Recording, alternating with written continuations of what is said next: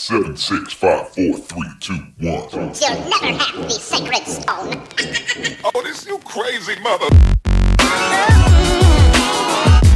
The Savachi syndrome, I'm telling you, I'm like, well, holy shit, that was crazy. Wait for it. Thick and slick.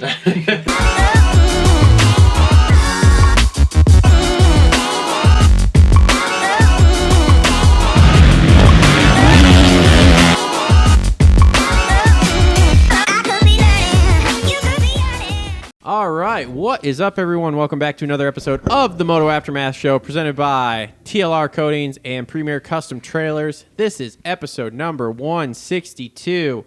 We are back in studio. We are here with this is an OG show.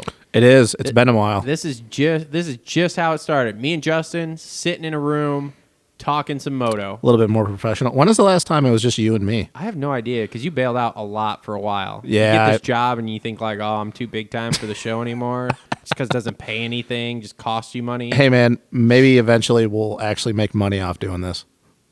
A couple of bucks. It'd be cool.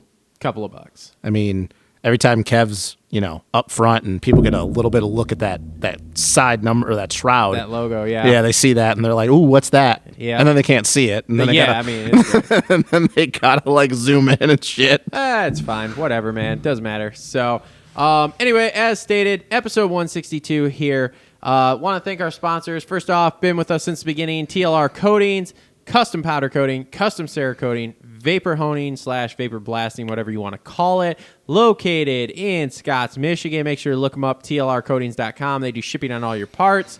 And we are absolutely slam busy with powder coating stuff, so get your parts in now, and you might have them back by the end of the year. Stimmy money. Stimmy money coming in hot and heavy, and it's great. Also want to thank Premier Custom Trailers. Justin, do you need a trailer? This was a couple years ago, yes. Commercial or residential? Commercial. Premier Custom Trailers has what you need. They work with the best manufacturers in the industry and specialize in all your trailer needs: sales, service, parts, and rentals. I'm gonna have to hit him up for that rental because I was about to say, didn't you plan on getting a trailer this summer? I was. Then my taxes came through. Ooh, yeah, that'll kill you. I owe a lot of money. I got money. It's nice. You want to lend me some? The funny thing is, guys, you can't see this right now, but Travis said that. I laughed, and he's just looking at me still. He's like, I'm fucking serious. So you want to hear this hustle? Sure. So the first two stimulus I've gotten already, I haven't gotten this one so far for some reason, which is super weird. Yeah. Because I usually get it the first day. Yep. So I'm like waiting for it to come through so I can pay my state taxes with it. and then here's a really good one for you. This one's real fun. I'm trying to get one of those small business protection loans or whatever that they've been doing because of the coronavirus. Yeah. I'm trying to get one of those for enough money to pay my whatever, your federal. Federal, yeah, that's what I'm looking for. To pay those federal taxes.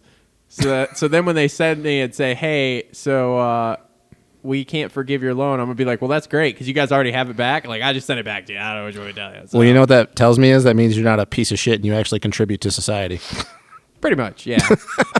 Although I don't think I would get a whole lot for the pay, what do they call it? The paycheck protection program. Yeah. Yeah. I don't. If I even get approved all the way, I don't think I'm getting a lot. Isn't it great being a business owner? It's superb. It's awesome. Everybody thinks you're. Are you touching the table there? No, that's not me. Swear to God. Oh, Tom's calling us. Oh, okay. Hold on. Oh boy. Let's put him on. Tom Cooper is calling us. Put him through here. Tom Cooper. Greetings. What's up? Welcome to the Moto Aftermath Show, bro. We're live. Oh, hey, how's it going, buddy? Hey, evening, guys. We were just what a great race to talk about. We were just talking taxes. Oh, it's interesting you say that. Oh God! Here we go. God damn it, Another Travis. business owner. Here we go. Yeah, I got my hands on a lot of things in business right now, and tomorrow morning I'm going to meet with the bank. Hopefully, in the next 2 weeks or so, I'll be in at least one new building, maybe a new building and a house too. We'll see. That boy. Well, Tom, I was telling Travis, isn't it great being a business owner? And I was about to say before you called, everybody thinks if you're a business owner, you're a millionaire, and you just get to do whatever you want. I will be, but not yet. All right, Tom messed that up. I was waiting for him. I kind of do whatever I want to. That's the fun part about it. I God guess. dang it, You Tom! gotta do whatever You the fuck messed want. up what I was trying to do. You had that partially right. You can do whatever you Yeah, want you as can. a business owner. However, the millionaire part, completely false. Everybody always used to assume that me and Dad were millionaires because we owned our own business, and I was like, ho, you guys are so wrong. At no point. The trouble with it is that you do whatever you want, and for what it's worth, when you're in business and you're trying to get through Rona and all the fucking bullshit you go through, especially being in the state of Michigan, is that whatever you want is actually just work, because there's no time for sleep, there's no time for eat, there's no time for pussy, there's no time for much of anything else. It's really just work. So That is- I mean that's that is fine if you 100% sign up correct. for it, It is true. You want to know what I've done on my Sunday off so far here? What? I finished coating a set of wheels. I finished coating a couple little parts for another job. I loaded up the P-Dub, took that down, dropped that off.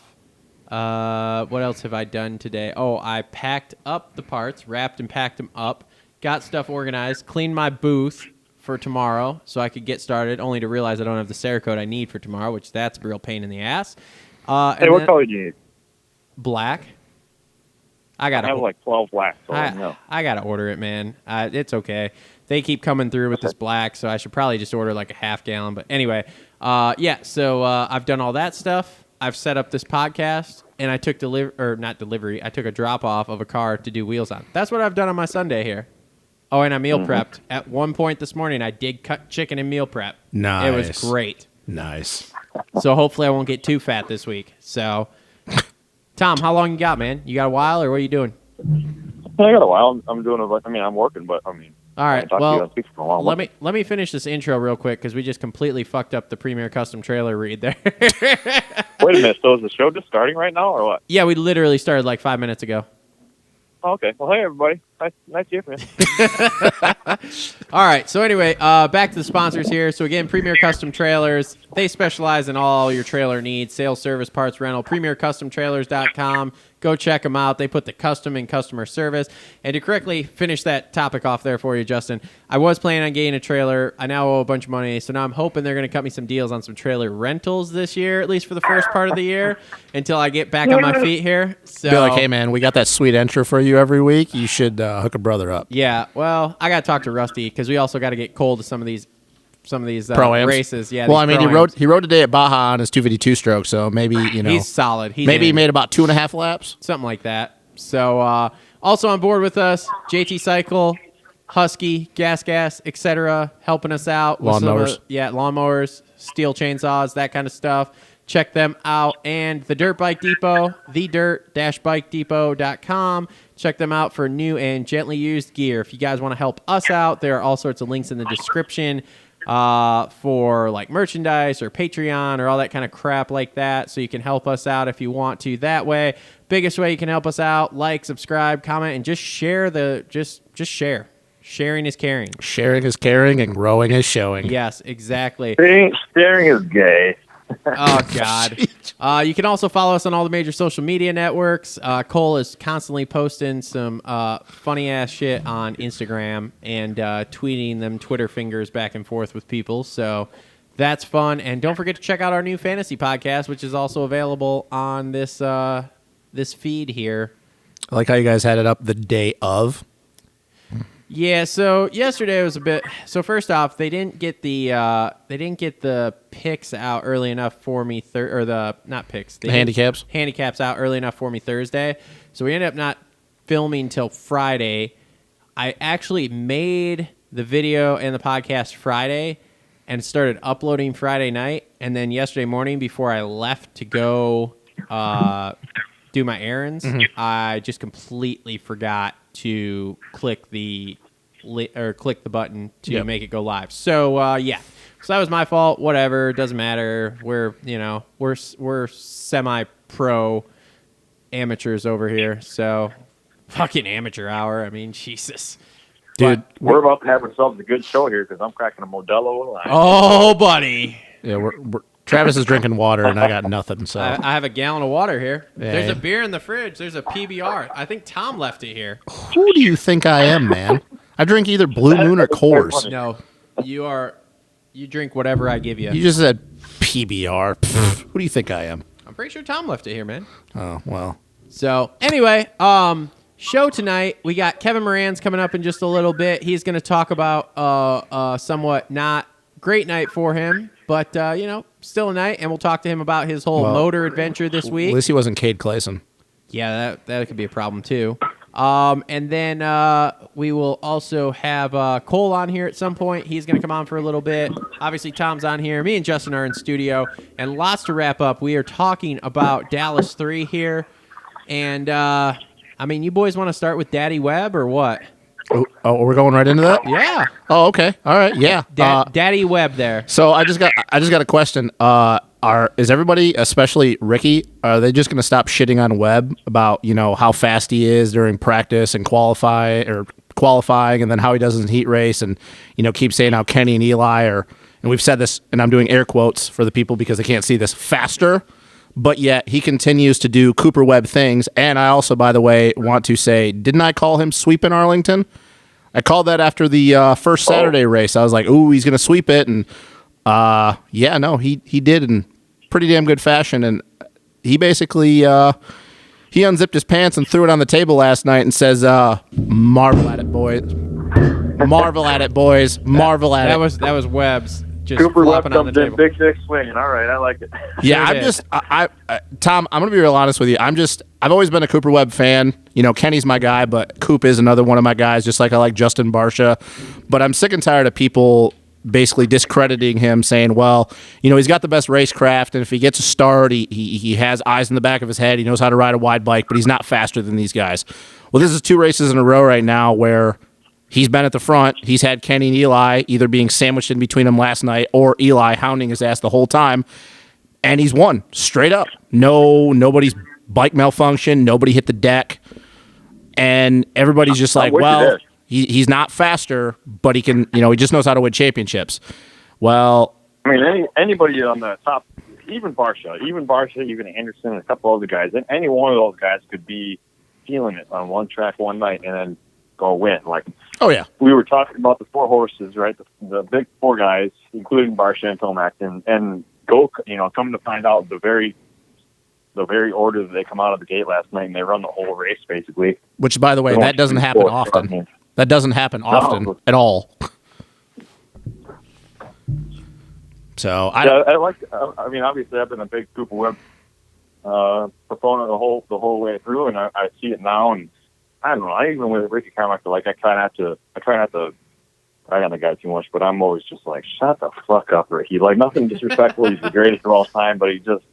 Well, as soon as something happens, he has like an instant reaction to it, and it's almost always like, oh, he made a mistake. Oh, and instead of explaining what happened, like, oh, he came into this corner and he got a little bit of chop, something like, he doesn't explain that stuff. It's just watch, oh, my mistake, oh, look, and it's just like, oh, that's not really adding to the broadcast here, dude. Well, it's it's like I was thinking about this and I completely forgot, but I wanted to get the numbers. So like, we've always said about Eli, finally gets the monkey off his back and he wins the championship last year. But he had all these wins up to this point, and we always asked, is Eli finally going to get it done? He's the fastest dude, but he's got all these wins, but he doesn't have a title. Well, it's like this is 3 years in a row now, and I don't know about you boys, but I think that Coop could win 3 of the last 5. I don't think, depending on where the points are, I don't think he's going to give his all in Vegas unless something crazy happens, because I think he's going to have the title pretty much. Salt Lake. What's up? Salt Lake. Sorry. We don't go to Vegas anymore. Yeah, I'm sorry. But my thing is that, so if he wins the last 3 out of the last 3 of the last 5, he's going to have, 9 wins on the season, right? Because he's got 6. Yes. Okay, so say he gets even just 8. Say he wins 2 out of the last 5. So he gets 8 this year. How many did he have last year? 5? 5, right? That sounds like a good number? Yeah. And then when he won his title, he had 8, I think. 7 or 8. Yeah. And I know people in the comments are going to blow me up saying that's completely wrong, but it's something around that. Okay. So he has all these wins in the last 3 years and more than likely 2 titles. You don't win that many races and that many championships in a 3-year span and not be the fastest guy. Because that's the thing. People are like, well, Eli this or Kenny that or Barcia this or Barcia or Anderson that. And that's fine. But it's like, when are we going to stop saying that, oh, Cooper Webb only wins championships because of how good his racecraft is? It's not because he's faster than these guys. Well, you get 2 out of the... Who says that? What's that? Who says that? Oh, dude, you go anywhere and you listen to these industry insiders and shit, and they all say the same thing. Mathis was saying at the beginning of the year. Jason Thomas. I definitely don't listen to that clown. Yeah, Wygant, all these dudes. Daniel Blair was saying the same thing. People that go on, Vincent Blair. You listen to all these different guys. I think that's who is it? Oh God, Paul Parabino. All these guys. All these guys that we want to talk about are the best industry insiders, and they're knowledgeable in this and that. They say that Cooper Webb, hands down, has the best race IQ, but he's not the fastest guy in Supercross. Like I said, if you win 2 out of the last 3 championships and you have, that's almost 20 wins in 3 years, how many does Eli have in the last 4? Because that's a number that everybody likes to talk about. It's a lot. Okay, so I want to mention something regarding Cooper Webb and Ken Roxon right now. That I don't know. I don't listen to a lot of podcasts. I don't give a shit. But there's something that's probably kind of untouchable that we're about to talk about. Is it true that Cooper Webb is with Kenny Roxon's ex? Yes. If so, is that the mind game of the fucking century or what? Yes. And yes. And yeah, that's pretty good. It's around. I mean, we could also say something about what Cooper did back in the Star Racing days to, but we're not going to bring that up because that's like beating a dead horse. Yeah, but so here's the thing. I don't know. I guess I haven't gotten that vibe so far this year out of people that Webb is not the fastest dude. I don't feel like we got that with his other championship either. You really? I don't know. See, that's surprising to me. I don't remember that because people always said Eli was faster. I don't get that vibe like we did with Dungey. With Dungey, we always had this argument. Well, his 2017 title for sure. The 15 and 16 title, he was the fastest guy. Yeah. So anyway, so I don't get that vibe with Webb. Now, don't get me wrong. Webb has better racecraft than I think most of the people we've seen in. I'm going to say years. I'm going to say he has some of the best racecraft I've ever seen in my entire life. Yeah. So. No. But I mean, man, did anybody see that coming last night though? Once Kenny got the lead, Me. You really did? Yeah. No, I'm going to be 100% honest, and I'm not just saying that. And you guys obviously can't see this because this is not going to be video. People are going to be like, "Oh, you're just saying that," but no, I'm being serious. Like the whole entire night, everybody with practice, we know how Coop is. He doesn't give a shit about practice. Yeah, he doesn't give a shit about where he is in the gate for going for the first heat. He doesn't even really care about where he is in the heat race. Yeah. But it's like I've seen this enough now from Coop for the last 3 years that. And he did the same thing in his 250 days, and I know that was a long time ago. It's like, people were like, Kenny, and Ricky was talking about this, and Chase, he ran it in on him, went down, this and that, and I'm thinking, Coop's fine. Yeah. I was like, unless Coop gets 10th off the line, if he's in top 5 or better, I'm not worried with Coop. I think right now at this point that he is so far leaps and bounds better than all the rest of these dudes, and it pains me to say that because I would have loved to seen Kenny get this title this year, and now people say, 5 rounds to go, he can do it.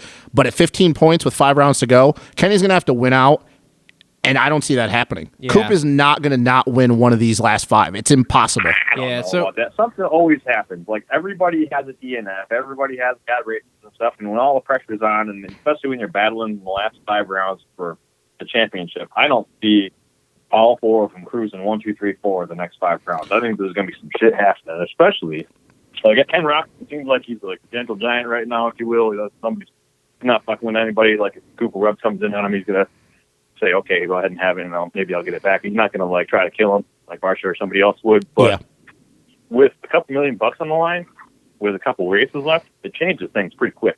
Oh, yeah, and I don't disagree with that, Tom. I'm just at the point right now that I'm so confident in Coop and what he's done these last 3 races, because before I think that you could argue that, if he gets a start, but if Eli, and I don't necessarily say Kenny, once again, it pains me to say that, but Eli, you'd be like, I don't know. Eli, he's a little bit faster. He's got a little bit more outright speed. Coop's got the racecraft, but, Eli, he can zap him at any point. But these last 3 races, like, Coop was so in control of these 3 rounds that I'm not worried. Unless there's bike grenades or something stupid happens, which once again, this is dirt bike racing, so anything can happen.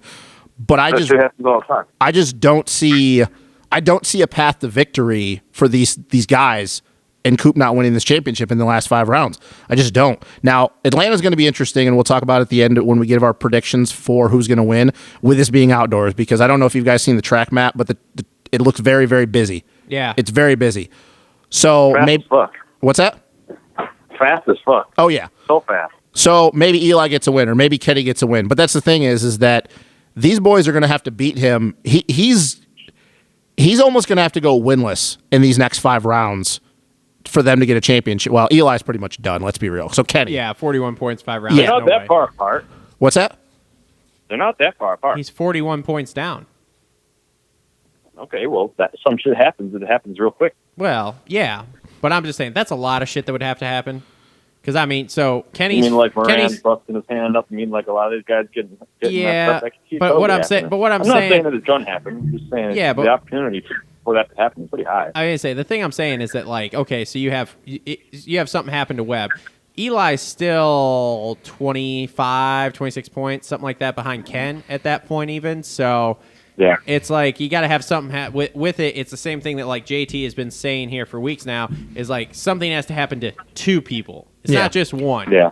So, Fair. but going back to your thing, Justin, about last night when you didn't not see that happening. Yeah. Dude, I mean, you go to the heat race. Okay, Kenny had more pace than Coop in that heat race. well, Chase did too. And you saw it. As soon as he passed him, he ran away from him. Chase, Ken, Eli, and Barsha were faster in their heat race. Yeah, and so when I saw that, like Chase taking him out, I was just like, that's awesome. Because like, I was thinking, oh you shit, don't- Chase is in trouble. Though. Yeah, I was like, you don't usually see that with Webb, so that's awesome. Yeah. But at the same time, I was like, dude, Kenny is so fucking fast tonight. I was like, he may actually pull this off and stop the sweep. Yep. And then you get to the start of that main, and you watch him go down the first two rhythm lanes, dude. And Kenny has, for lack of a better term, that fast twitch, okay? And I'm watching Kenny go down those first two lanes, and I'm going, holy shit, he's fucking on it right now. Like, you could see him moving on that bike to try to get that power back to the ground and get going and run away. And then when he did do that, after like 3 corners, I was like, okay, cool, here we go.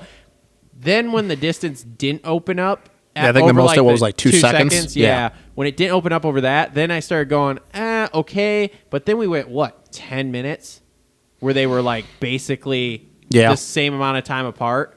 And I was like, That was a chess match between those Yeah. 4 last night. That was a lot of the casual fans will watch that and go, "Oh, that was boring," but it was like those 4, the gap that they kept between each other for that amount of time, and Yeah. then all the way to the finish. That was a chess match, and that was you could tell was more of a mentally taxing race for all those guys than anything because Yeah. it's like it was just a yo-yo effect the whole entire time. And for people like us who know, we know what we're watching. I was watching that last going, dude, that was an insane race Yeah. to watch because underneath their helmet, their brains are working overtime trying to figure out, okay, where am I going to gain a 10th here? Where am I going to get a 10th here?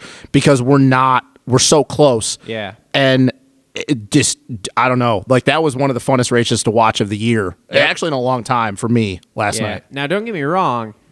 With the whole thing, I was still waiting because I'm like, the last 10 minutes is when Coop comes on. So Yep. if he's within 2 seconds during that last 10 minutes, I'm still like, I don't know that Kenny's got this wrapped up. And then, sure shit, I mean, we all saw what happened. Yeah. He reeled him in, passed him. Well, then Kenny struggled in went the away. sand section, and then when Coop figured Yeah. out, and then when Coop started cutting down before the whoops because he wasn't blitzing all the way through, he was, blitzing and Yeah. then 3-1ing out or whatever it was. He was starting to game time there, but the big thing was the sand section where Yeah. Kenny. So I don't. Kenny really fucked up that sand section. Well, Coop pretty much was the only one getting through that consistently. Yeah. because he was kind of chopping Yeah, it the looked throttle. difficult. What's that? It looked really difficult. Oh yeah, it did, especially with how flat that first one was getting. yeah. I'm interested to talk to Kevin about what that was like because they said they had regular jumps built under that sand. Yeah, that was all clay base. Yeah. yeah. So I'm interested to see what that was like. So But no, I mean, like I said, I know it's easy to say now, but I'm not worried with Coop anymore.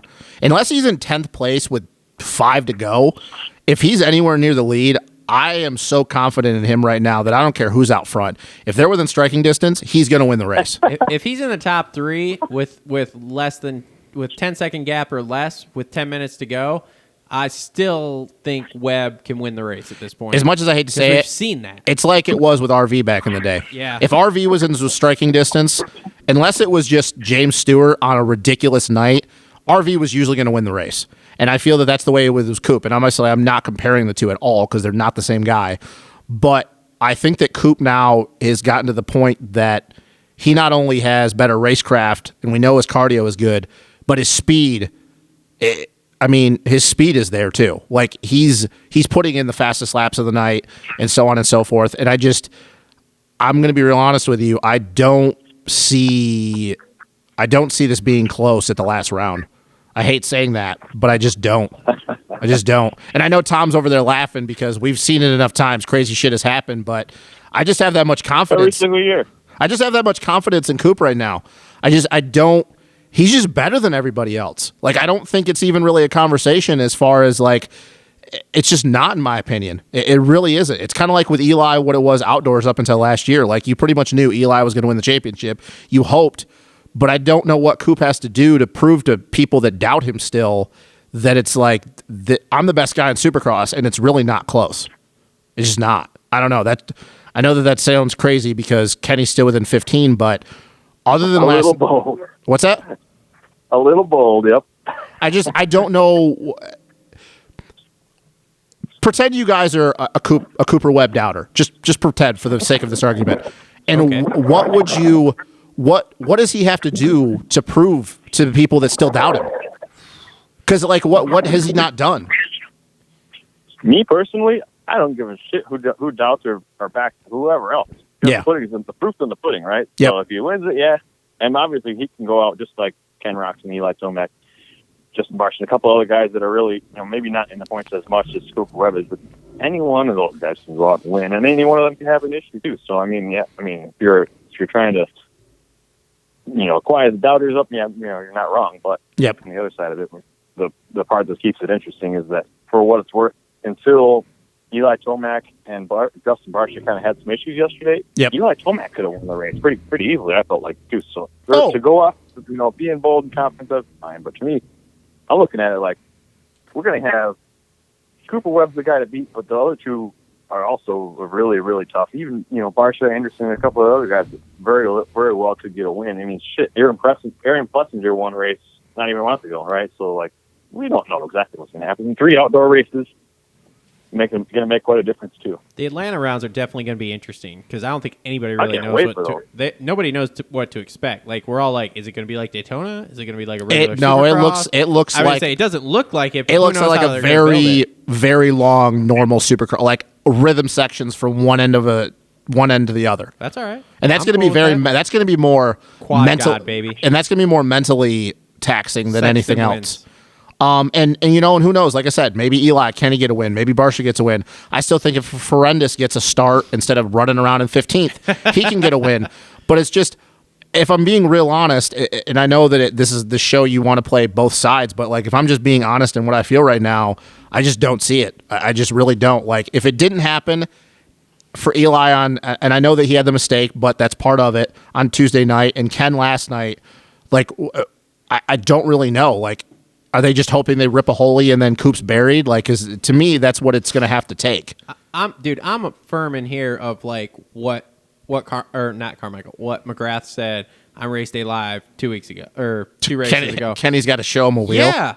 Like, he's not dude, going to, though, I don't think. I know. It drives me nuts because it's like last night, especially in that heat race, prime time. Like, dude, do what Sexton did. Yeah. Just fucking up there, hook your fucking swing arm bolt into his front wheel lug and just pull it out from under him. And it surprises me, too, because like with him growing up with Hurlings all those years in Europe and the way man. Jeffrey rides, even back to that, like it surprises me that Kenny has never been comfortable with that. But I think that he honestly isn't comfortable with the retaliation. No, so he's one of those guys, and MC said it. He just wants to be the baddest dude speed-wise. And that's fine. Great, that's awesome. But guess what? In today's day and age of Supercross racing, it's almost impossible. Dungy is really the only guy in the history that has won championships without ruffling people's feathers. Yeah. Because Villapoto did it. We obviously know, I mean, Eli, he's done it to a few people, but like not so much. But Stu did it. Carmichael did it. Chad's done it. Everybody's done it. The 90s, that's all it was back in the day. So I get that and that's fine. And I commend him for that. I respect the hell out of that. Like being clean and winning races just off your speed, and consistency. But that's the thing is that we know that Coop's not afraid to do it. Yep. And like I told you, our last show that we were all in studio that we did together, that if it comes down to the championship in that last round in Salt Lake, Coop's not going to fucking hesitate to put Kenny on the ground. And I don't see Kenny going that far. I don't think he's willing to do it, especially because of his injuries. Yeah. Because if he gets into that and he hits the ground wrong, well, all that progress that he's made in the last 3 years, whatever it's been, goes out the door. Yeah, but here's the thing. Do I want to win a title or this is what I don't understand, okay? Like I guess I understand to a point of like, okay, I don't want to have 20 enemies on the track as I'm trying to come through traffic if something happens. You and mean I'm like trying to win Jason a title. Anderson? Yeah. Like I don't want to have that. However, it's only one guy, and it's the guy you're battling for the title with. Put his ass on the ground. Because Daddy Webb right now, and that's what I'm going to keep calling him, so if y'all don't like it, well, fuck off. Well, it's fitting. It's fitting. Is that Call him Daddy. Daddy Webb knows that Kenny's not going to do that right now. So until Kenny like steps, I mean, it's like a bully basically, for lack of any sort of better term. It's like getting bullied. Yep. And until you step up and punch the fucking bully in the goddamn nose and make him go, oh shit, he's going to keep doing the same But see, thing. here's the thing, though. Even if Kenny does it, though, the thing is I don't think Coop gives a shit. I don't think so either. Because he can play that game better than Kenny. Don't get me wrong. I don't He's think been so doing either. it for a long time. But he's still going to go from being like on his front foot attacking to like a neutral position of like, oh, well, okay. And it'll make him double think some things when when he's doing it, because he's like, I mean, if you're worried about somebody running and chopping your front end off on every apex of the corner, like, yeah, for sure. I think that if Kenny does it to Coop will just retaliate with, well, I'll just literally put you on the ground. yeah. Well, And then that's it. It's like a Zach Osborne, Joey Savacci thing. Like, maybe what Kenny needs to do is just like Malcolm Stewart-ish, but try to saw off the fucking center of your bike. I was gonna say just try to torpedo him, but maybe like actually hit him, not instead high of side miss and land fuck on. yourself up. Yeah, because then maybe that would work. But yeah, to the I last thing, want to see more of that. Let the sparks fly. Let's go. bro, it's the 90s, man. We grew up on that shit. Everybody's a sissy nowadays, man. that Malcolm Stewart thing was awesome. Here's something on that same point. So it's not such a talked about thing in motocross, but I'm a pretty big hockey guy, and Oh, you and Travis have that in common. It's a big thing for guys that have newborn or young children to go soft for at least a year, right? So he just had a kid 6 months old or whatever, which is awesome. Everybody loves it. But when it comes down to it, when you have young children, especially your firstborn, it softens you up a little bit. So you're going to see Cooper just say happy about life, or not Cooper, Ken Roxon just happy about life, whatever else. Meanwhile, maybe not the same from Cooper Webb. Maybe Cooper Webb's out there out for blood. You know what I mean? Yeah, I don't know. That's, and that isn't talked about a lot, especially in motocross of all things, obviously, because a lot of the shit isn't publicized compared to other stick and ball sports. But I don't know. I would really like to see Kenny get aggressive with Coop, but I just think at this point it's not going to matter. And like I said, I really think that Coop's going to have this title wrapped up before we go to the last round. I just don't, because like I said, I see him winning 2 or 3 of the last 5 rounds. Arlington was all I needed to see. Like, if people can talk about, like, what was it? He's 15 points up and he was 16 points down or whatever round it was. But it's like him this is 2 times now he swept a residency. Yeah. And that's fucking impressive. Who's the other guy? Kenny swept Indy. That's right. Yep.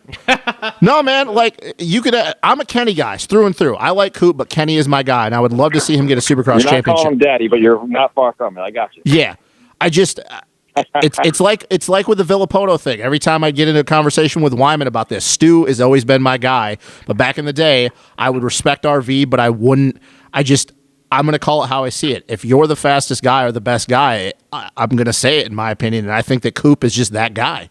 I just do. I don't think right now. I think for the last 2 years it was level. I really do. Even through 2019, you could say that, oh, Eli, he had the speed advantage, this and that, so it was level. I think that Coop now has taken that next step where it's not that way anymore. And I don't know. I really don't. I don't know what he has to prove to certain people. But, yeah, man, I think that he's going to win this championship. And I think that at the last round it's going to be, I don't know what it's going to be. Beer and cocaine. Hookers and blow. Hookers and blow. All around. Oh. Wait, the last round's not in Vegas anymore. No, that's a good point. I don't know what you got to do in Utah. I don't know if the Salt Lake wild. City, right? Yeah, I don't know if the wildlife is crazy in Salt Lake City. Coop will find a way. He'll do something. All right. What else you got on that 450 main? Sexton wrecked himself again. Well, hold on. The Barsha thing, though. Oh, okay. Go ahead. Did either of you, after Barsha ran Eli wide after the first turn, think that Eli, if he had the chance, was not going to pass him clean. He was going to blow him off of a corner. No. You didn't think so? No. Okay. All right. I thought he And, was. speaking of the start, when Ken Roxon comes around and nails that first berm after the whole shot and goes 4 in or whatever, just sends it over the moon. I was, jumping on my feet because that was fucking huge. Come out and be battling for the whole shot and then just grab a little bit of clutch and a whole lot of throttle and go 4 in when everybody else is going 3. That takes some nuts. Well, that track was my favorite of the year so far. I don't know about you guys, but that was my favorite. It was awesome. Really difficult. It was awesome to watch because of the big jumps, but it raced like shit, to be really honest. Well, yeah. Because everybody figured out, you come down that first rhythm section, and you go, I have it written down. 3 onto the table. 3 on, 3 2 off. off. Yeah, and then triple into the corner. Turn that, you go 3, and then you 5 over both tables and the single in between, and then 2 or 3 out. And it's like in practice, not everyone was doing it. In the heats, obviously not everyone was doing it because we watched Eli. Who was he tracking down in the heat? Barsha. Yeah, you watched him do it there in the heat and just track down Barsha, and then you get to the main, and it's like everybody was doing it. Well, like I said, that 450 main was a chess match. Yeah. That track made you think more than I think all of them this year have. Although I got to say, so the one person we saw faster without having to do that big-ass jump, especially in the second rhythm there, was Sexton. Yeah. In the fucking heat. That was when he put Coop on the ground, and I went, holy shit, he just went faster through that section, without doing that big 5 over or whatever the hell it was. Yeah, table over table. Yeah, so that was wild, man. Chase Sexton's had a kind of rough year. He hasn't had a lot of finishes, but I tell you, if you're asking me who the guy is that hasn't had good finishes but performed the best, I think I might give it to Chase Sexton. He looks outstanding. You mean James Stewart Jr.? Minus being on his head. It looks fantastic. I would have to agree with that. I'm afraid though that this crashing thing is going to become a consistent. I hope not, but man, what do we hear anything about last night? No, I didn't hear anything, but I'm going to just guess that he just knocked the wind out of himself. Did anybody see, could you tell in that video, that replay they showed, what the fuck he did? Because he just fucked up the sand section. It was that simple. Just like everybody like Ken was doing. I can't remember exactly, but I think he was so far to the inside and he just clipped the landing of the double out. Oh. And that's the thing. That's the thing all he did. I don't think anything's wrong with him. I think he just knocked the wind out of himself because it didn't really look that bad, in my opinion. But yeah, Chase has been super fast, but I'm really starting to wonder if this crashing thing is going to become a consistent with him. And I really hope not, because I think the kid has a bright future, and outdoors is going to be really interesting, especially with him and AC. Yeah. But he's fast. We know who his coach is, and we know what that guy had a tendency to do. And obviously, once again, they're not. It's checkers or wreckers. They're okay? not this. It's either win, WFO, or on the ground. But yeah, Chase seems to, when he hits the ground, and I know he's even had a couple tip overs in practice. Not so much the qualifying, but I know that in the free practices, he's had a couple tip overs. Just not bad, but still hitting the ground since he's come back. This can't keep becoming a thing with him, because it seems like he's trying to ride like James, not in the sense of technique, but just willing to hang it out. And he's got to go back to what won him championships in the 250 class, being spot on, having good racecraft. Got to tune it back. That's the thing is we all look at Chase and he was so dialed in fundamentally. His technique is spot on. He's perfect with his foot placement. If he's just going to go this balls to the wall, hey, I'm going to try shit that nobody else is doing because James is my coach, he's never going to win a championship in the 450 class, because his style doesn't lend to what James's did, because he doesn't have the raw talent that James did to do the shit that Stu did. Maybe he'll go 24-0 outdoors, though. Yeah, it's never going to happen again. I don't know. I don't. Junior. Yeah. We know the more people we have in this class, the better the racing is. The parity is great. But yeah, if Chase keeps hitting the ground like this, his 450 career is not going to be long. Yeah, it's definitely going to suck. So. Good thing he signed for a lot of money the first time. You mean like AC? Yeah. By the way, I know that we're getting a little off topic with talking about last night, but did you guys hear the whole thing that Mathis was saying about Eli re-upping his contract? Speaking of contracts? No, I did not. Yeah, I didn't see that coming, if that's true. I don't know. Mathis said he heard from a good source that Eli re-upped his contract. Interesting. Yeah. That's super interesting, That's true. actually. I was not expecting him, although we had previously in a couple episodes ago talked about the prospect of him being retired. I didn't see it coming. I don't think it's going to happen for the next couple of years. So I wouldn't be surprised whatsoever to see him free up with Howie. Actually, to be 100% honest with you, I didn't expect him to stay with Kawasaki because just like when Michael Lindgren left the team, like it seems like there's some kind of funky stuff going on. I don't know if it still is that way. I have really fucking no idea because everybody, I'm just some guy talking from Michigan, but I think that I was kind of expecting to see some changes come into play for a guy that thinks that he should be winning, that perhaps is looking at guys like Cooper Webb and saying, well, what the fuck I got to do to beat this guy? He's just a little teeny bit ahead of me in the points. I never expect those guys to be jumping and chomping at the bit to re-sign with a team that there's some funny stuff going on at. Well, the reason why I thought, if it's true, that it was interesting is not only because I was one of the people that thought he was going to retire after this year, but I thought, how should I put this? I want to put this without sounding like a dick. With the way he rode up until the last couple weekends and the way outdoors went in 2020, and now we know that, like winning the Supercross championship, we know maybe he didn't come in with as focused and as prepared because he just didn't care. And maybe, who knows, maybe he goes out and dominates again this summer like he did the 3 previous years. But it's going to be real hard for him to be just average and then, get some good races in every now and then if he's going to keep this Kawasaki thing rolling.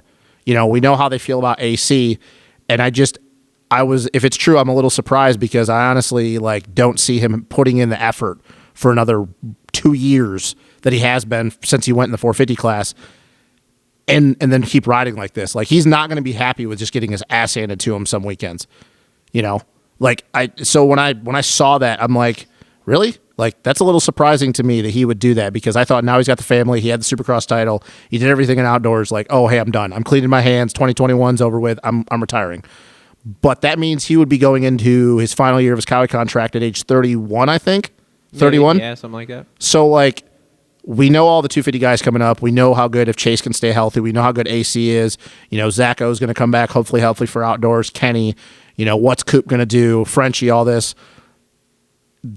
Can you really see him just being average outdoors and him being okay with that? I mean, what else is he going to do, man?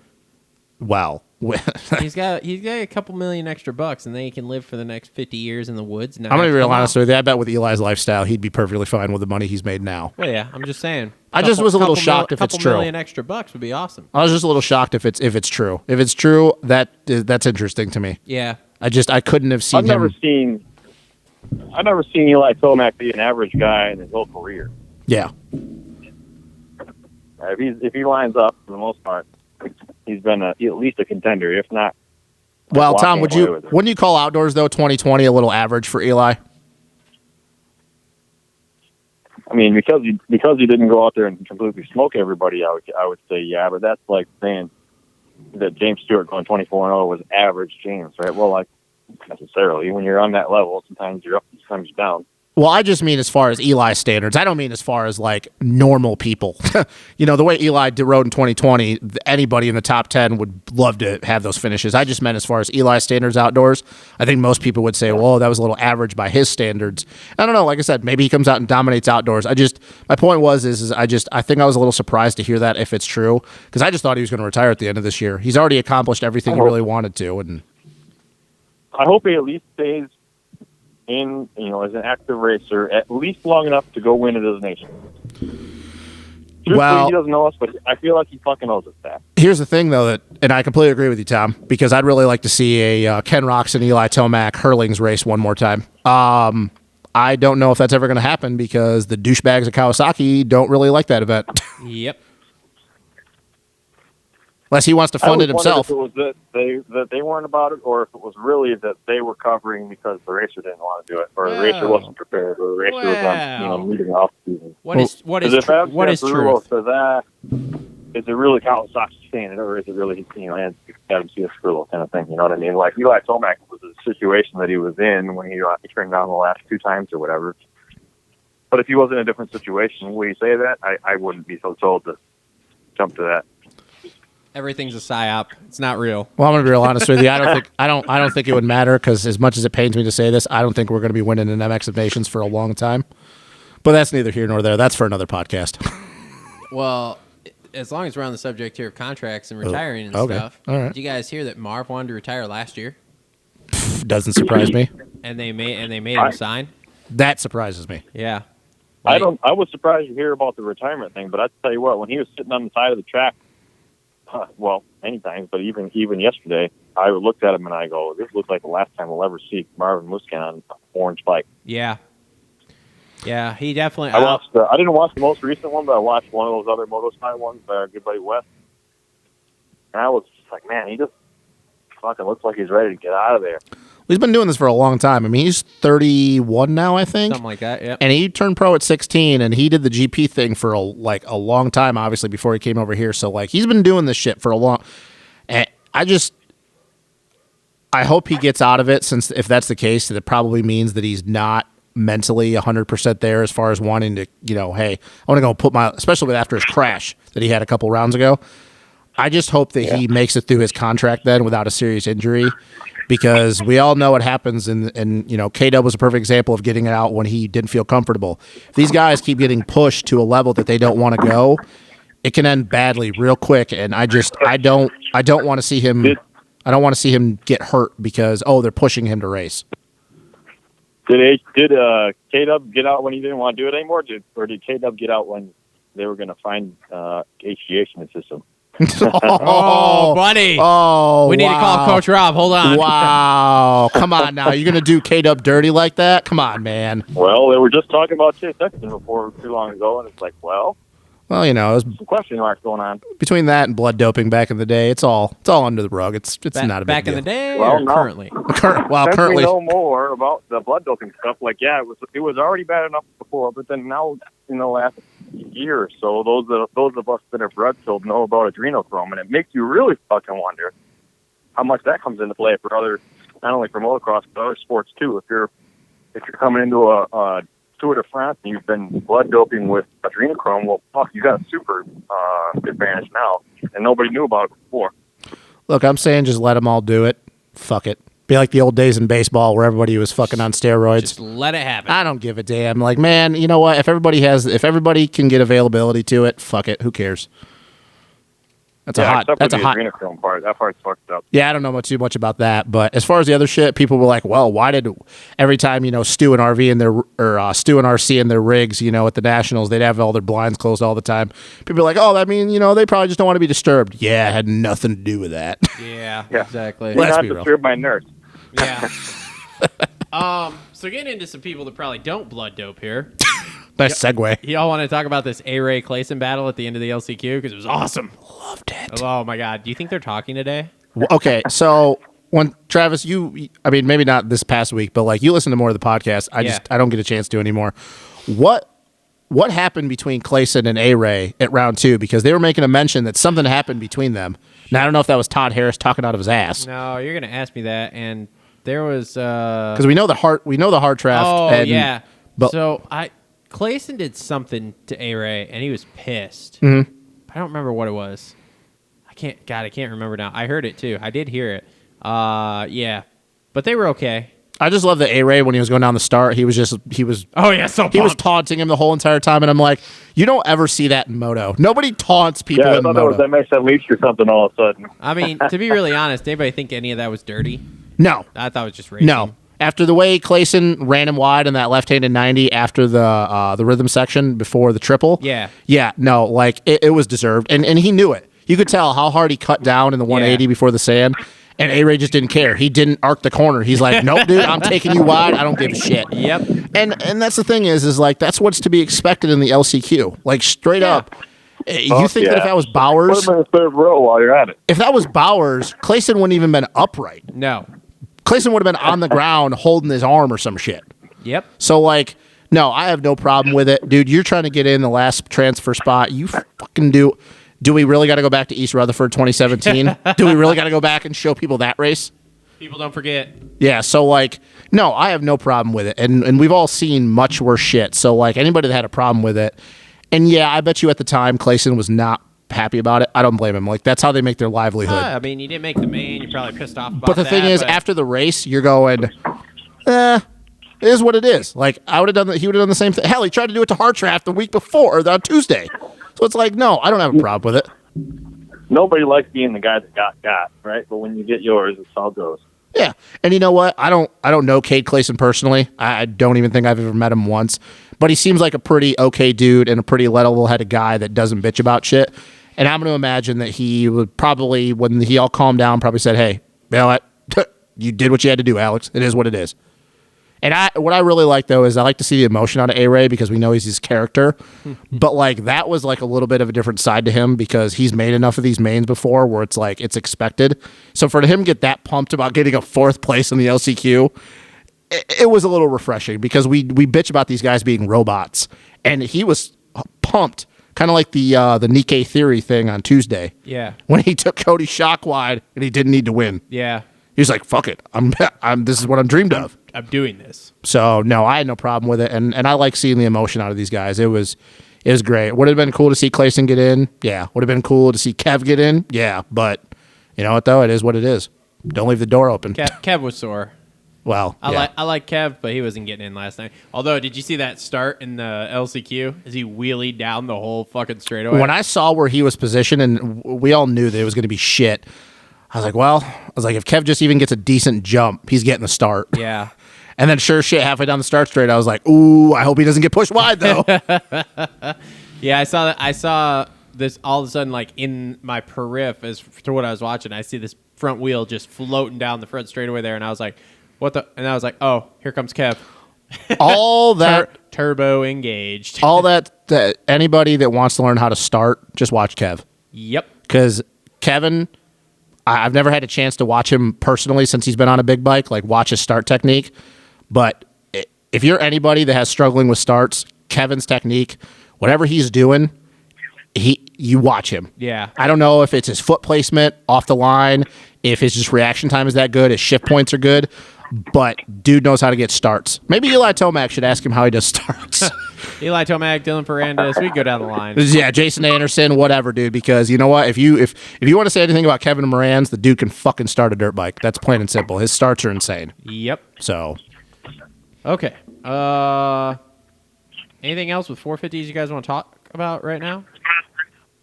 That was all I had written down. There was not a lot that happened last night. At least it was it super jumped off the page at me. No, Anderson did okay. Ferrandis still can't get a start. Mm-hmm. I really thought he was going to win a race this year. Who's that? Brandis. I did too. I think he'll win more outdoors, but I think right now, I don't know. I think he's dealing with something, man. He's got to as many times as he's hit the ground this year. Yeah. He's got to have some nagging injuries. I don't know. He's dealing with a Yamaha 450 is what he's dealing with. It's a good fucking point. Okay, I got a question for you. Is Plessinger done enough to get signed again next year? God, I hope so. I love AP. I really do. I think outdoors he's gonna be really good too, man. Yeah. I love AP. I really hope so. But I wish it wasn't on a Yamaha. Well, can't have everything. I mean, unfortunately, there's no. Oh boy. no, it's not that big of a deal. It's not that big of a deal. It's a little bit of me being happy because he's one of my guys. Max Anstey with the 13th. That's pretty good, right? Sure. I mean, that's getting better. Well, that's what I mean. Like, it's not great by any means, but like when we had this conversation, and I know some guys are out, but you deal with the cards you're dealt with. 13th, like I bet if you asked him, he'd be like, "Yeah, I'd rather be in the top 10." But 13th, like I think that's pretty good for him. He is getting better. Yeah. He's slowly getting better. Now, once again, yes, AC wasn't there, Zaka wasn't there, Shane's not there, Brayton's not there, but still, like you deal with the cards you're dealt. I think 13th. I think it's good for him. I really do. I think that him just getting through Supercross into outdoors healthy, it's progress. So I was just happy to see that. That's all I guess I really have to say. Tom, anything 450s you want to touch on, or? I'm good for now. Okay, cool. Well, then Go off the top of my head. Then we can move into some 250 talk here. You guys want to start with that first lap, that first heat with our boy Mitchell? I mean, literally, Tom texted me because he didn't watch the race on the app like we do. He was watching the race live. So at 10:30, as the mains are going up for us, he's texting me, "What the fuck is Jordan Smith doing?" Dude, Jordan Smith is doing Jordan Smith things. I try to have his back because Jordan Smith has got so much talent. He's one of those guys that. And Smitty's a good dude. When it clicks, he'll be. Is it all the skill and all the other shit's already going to be done? Yep, just time for it to click. Same thing, But and I like Jordan. What the fuck is that guy doing? Dude, when that happened, When that happened, I threw the remote. The fucking TV broke and was double pissed. I'm literally about to get on my phone and get in the group text and just go, "What the fuck?" I was so pissed, and not knowing like if Mitchell because obviously they only panned him for a second with as hard as he hit, not knowing if he was okay. Like I was literally about to just start blowing up Brian's phone. Like, what the fuck, dude? Oh my God. I know that shit happens, but why did it have to be Jordan Smith? Like, why? This is who he is. No. That's not what I mean. This is who he is. Why did it, of all people, and I'm not breaking news. I'm not saying this and that, but there's a lot of talk going on right now. And I think that Mitchell is a conversation, especially going into outdoors and Jordan Smith and rides and shit like that. And I even said this, it had to be Jordan Smith. Anybody on that Cowie team, it could have been McAdoo, it could have been Hammaker, and it had to have been Jordan. Jordan Smith had to be the guy of all fucking people to land on Mitchell. Like the guy that kind of was one of the reasons why Mitchell doesn't have a ride on that Cowie team, and it had to be Jordan Smith. I was just fucking infuriated. I was infuriated, but I don't know. He was infuriated. Yeah, I don't know. It's just Jordan Smith doing Jordan Smith things, man. And the thing is I almost drank the Kool-Aid last night. I almost picked him for fantasy. And then I was like, nah, I can't do it, man. I can't do it. He screwed me too many times. And then, sure shit, first lap of the heat race, I'm like, thank You know what God. sucks, too, is he's been so fucking fast this year. And obviously he hits the ground all the time. But he's been so fast when he's actually been on two wheels. But this has been his thing since he's gotten on big bikes, dude. Well, even as an amateur. Well, it's been things since he's been on a It's a Kawasaki. mental thing.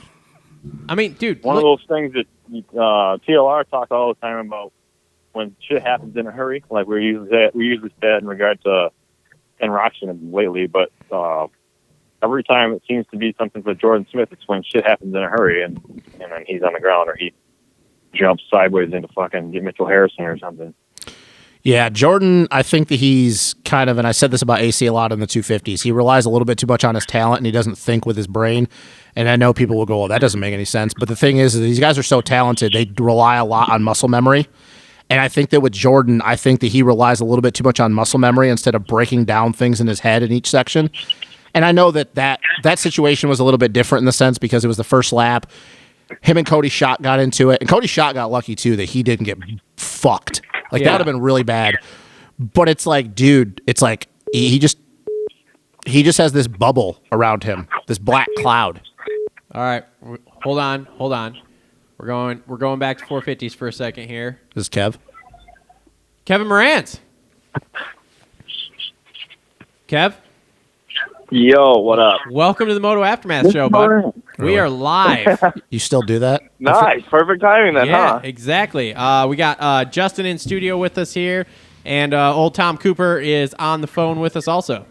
So you got, Nice. I like it. almost the whole squad here. How's the paw? What'd he say? How's your paw? How's your paw? hand?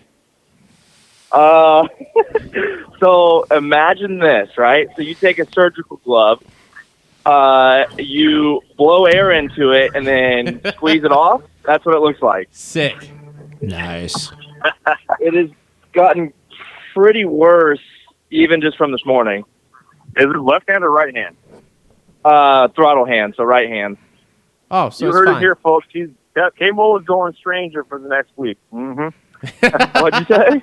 Said you're going. Oh my goodness! Oh my goodness! Yeah, exactly. Kev's a You big doing otherwise? bionic man. You doing all right otherwise? No, dude, and honestly, the hand's pretty all right. I think it's just like all fluid and it's just tight. Like I don't think anything's broken because like I can still use it. The outside of my hand, so like okay, so like Travis, you were able to see the video, right? Because obviously you're like Patreon and whatnot, and I got you accepted to that page, right? Yes, but I haven't been on Instagram all day. Boo. Oh, you haven't? You might want to check it out because so I posted the video to the Moranz Racing Instagram. So when I hit, I hit neutral going off of a tabletop. So obviously I nose kicked the crap out of the next single. Ooh. And that's what threw me over the bar. So I did a front flip, landed, and I knew the bike was in air, right? So like I did the front flip and landed A-okay. But I knew the bike was in the air chasing me. So as soon as my face hit the ground, I started army crawling like as fast as I could to try to get out of under where the bike was going to land. But then damn near immediately, I just got smashed. Wow. That sucks. You know what's funny about what Kevin just said Yeah. about his hand? His hand could be broken, but only a moto kid would say, it's fine. It's cool. It's fucking, dude. I don't need to use my hand. I can just figure it out another way. Everybody else would be like, my hand's broken. Moto dudes, it's fine. I don't give a damn. Well, dude, even on race day live yesterday after he crashed, and he's like walking it off, doing the hobble, like, it doesn't hurt. Everything's fine. Nothing's fine. wrong. Daniel Blair is like, he's a tough kid. He'll walk it off. Look at that. Yeah, he's walking it off right now. Yeah, which I did, but then so that's one thing I always do is I always give like a thumbs up or like try to inform people whether I'm okay. Like if I don't give a thumbs up or I don't get up, Travis was trying to then stop. something's seriously wrong. So as soon as I got up and I tried like walking it off, and you're just in that situation, you're like, oh my god, I just ate shit. Like trying to just catch my breath. I was like, okay, nothing seriously wrong. But then like when I started doing your little body check over. So I was like, that's why I just kneeled down over the tough block is because I was just trying to catch my breath. And obviously, so you saw on Race Day Live too, like you see the very, very end of it. So you see the bike actually smashing me. Yeah. So yeah, I obviously got smashed by a 450, which is not a light bike. So yeah, and honestly, as soon as it smashed me, I just pushed it right off. So it wasn't that big a deal, but yeah, it was the impact that kind of shook me. So just lay down on the tough blocks, and I was thinking, as soon as I laid down, I was like, oh, I usually don't lay down. Usually I just go straight back to the bike. But so I was like, I need to catch my breath. So I gave the thumbs up to honestly, because I knew my parents were probably watching. So I was like, I just want to let them know, I'm okay. I just need a little bit of time. You got to give your boy some time, Dude, right? So then died laughing when What? you gave that thumbs up on the tough block. I died laughing. I'm fine. Just give me a sec. Dude, it was awesome. That's exactly. So, anyway, grabbed my GoPro that had broken off and then got back on the bike, went back over to him. Both my levers were destroyed and everything like that. So I was like, I just sat there and I was just like, dude, I don't know how I'm okay right now, but I'm okay, I'm pretty sure. But I knew my hand was kind of hurting, right? So I was like, I'm going to go back out there and do that a half a lap to see what we're dealing with, if it's rideable. And because I knew I wasn't going to try to do another fast lap because my levers were destroyed. And it's really tough to put in a fast lap without a front brake. So just went out there and rolled around and just did one double. And just the pulling and the weight and the impact on my hand, I was like, oh, son of a bitch. Because it just started to get real hot then. You know what I mean? It got real warm and it heated up. So I'm like, oh my goodness. So I pulled off. I was like, no, there's just no way I can really put in another lap. I was like, I got to just, low key, kind of just got to leave it up to, whatever the plan is for the man above. If I went fast enough in the first qualifying session, then, then I'll be in. And if not, then I guess I'm not racing. And anyway, so we got in. So that was the plan, apparently. So I was like, I didn't really know what to think, but so I went straight off the track. They did an x-ray. Because I was like, it's the outside of my right hand. I was like, I don't know what's going on, but that's where it hurts. So they did the x-rays. It looked all good. So we're like, we think you just probably smashed it. And it got hit so hard that, so when you look down at your hand, right? Go ahead and look down at your hand. You see the veins that you have in it? Yeah. So they think that one of those just got slapped so hard, or a couple of them got slapped so hard that they maybe just burst. Okay. So then, which obviously my hand got smashed hard enough to the point where there's actual trauma and probably maybe bone bruising or whatever, but I don't think anything's broken because I can still kind of use it. But yeah, they think that's why the swelling came up so fast. And I mean, I can look at it right now. The swelling has moved from just the back side of my hand to the front side of my hand. The palm is all full of blood and starting to turn blue too. Sick. So yeah. So I have a question that people might not know. We obviously see the Alpine Stars medical staff there, to come check on you guys when you crash or whatever. So when you say you crash like that, you're okay, I'm good. You go off the track and then you go, fuck, I better go get this checked out. So you guys just walk up to the Alpine Stars trailer like, hey, I just crashed. I want to get this checked out. And then and that's all that's all included in your guys' entry fees, correct? So you guys don't have to pay anything. Pretty much. I think no, you don't really have to pay for it. That's why they take donations and they do fundraisers and stuff like that, is to kind of just help out with that for racers, pretty much. So verbatim, literally word from word. I just went over there, knocked on the door, and was like, "Hey guys, I just hit neutral and I just ate shit. So I was like, I don't feel very good in my body and whatnot. I was like, I'm pretty sure everything's fine. But I would like to get my hand x-rayed because it feels like, when it just like gets hot, you get that hot sensation. And obviously there's pain there. So I was like, I want to get this checked out, make sure there's nothing like clearly wrong. And then when he said, no, it looks pretty good, then I was like, well, looks like we're just going to go ice it and see if we qualify, which we're going to qualify. So I was like, well, we're icing it until the night show. Sweet. I just want to clarify that because it's actually a question I've had for a while of like, so you just bop over there and just like, hey, I feel like shit, like I need a shot in my ass, and like they give it to you, or Jesus Christ, whatever. Yeah. So that's kind of how it goes. So Okay. it was pretty wild. Sweet. Well, that's good. That's interesting to hear. Yeah. No, it's like a blessing that they're a part of Supercross, and the people that help keep that program going is very crucial. Yep. Now, what was that? Okay, so we've been talking about the track here. We've kind of covered everything we wanted to in 450s here, and we'll ask you some questions about that too here coming up. But the track itself, let's start with that sand section. What the hell is that like with having the actual jumps built under the sand? You say like the actual jumps built under the sand? Yeah. It means the clay being the base. Honestly, it was way gnarlier than I ever expected it to be. When I looked at it on track viewing, since we don't get track walk, we just get a walk around the stadium. Yeah. That's the dumbest thing ever, by the way. They just I know. They just put a little bit of sand over the jumps and whatnot. I was like, so you just get kind of rutted, but it's primarily just jump in there. And then when we went out for the first qualifying session, our first free practice, which I didn't get any free practice, by the way, because I got a flat tire on the very first lap. So like that didn't help all of the rest of the Goddamn man. things that happened throughout the night. Yeah, long story short, even that first like siding lap, I was like, holy shit, this is real sand. Like the whole first like face or whatever, first jump of that little 4-pack was like almost gone. Like there were ruts to your probably ankles deep. So I was like, well, this is going to be way gnarlier than I was expecting. So long story short, it was very deep. Like the last two were not nearly as bad as the first two. The first two were pretty deep, whether they were half dirt and half sand. But there was, it was a lot deeper than I was expecting it to be, I guess, is a long story short.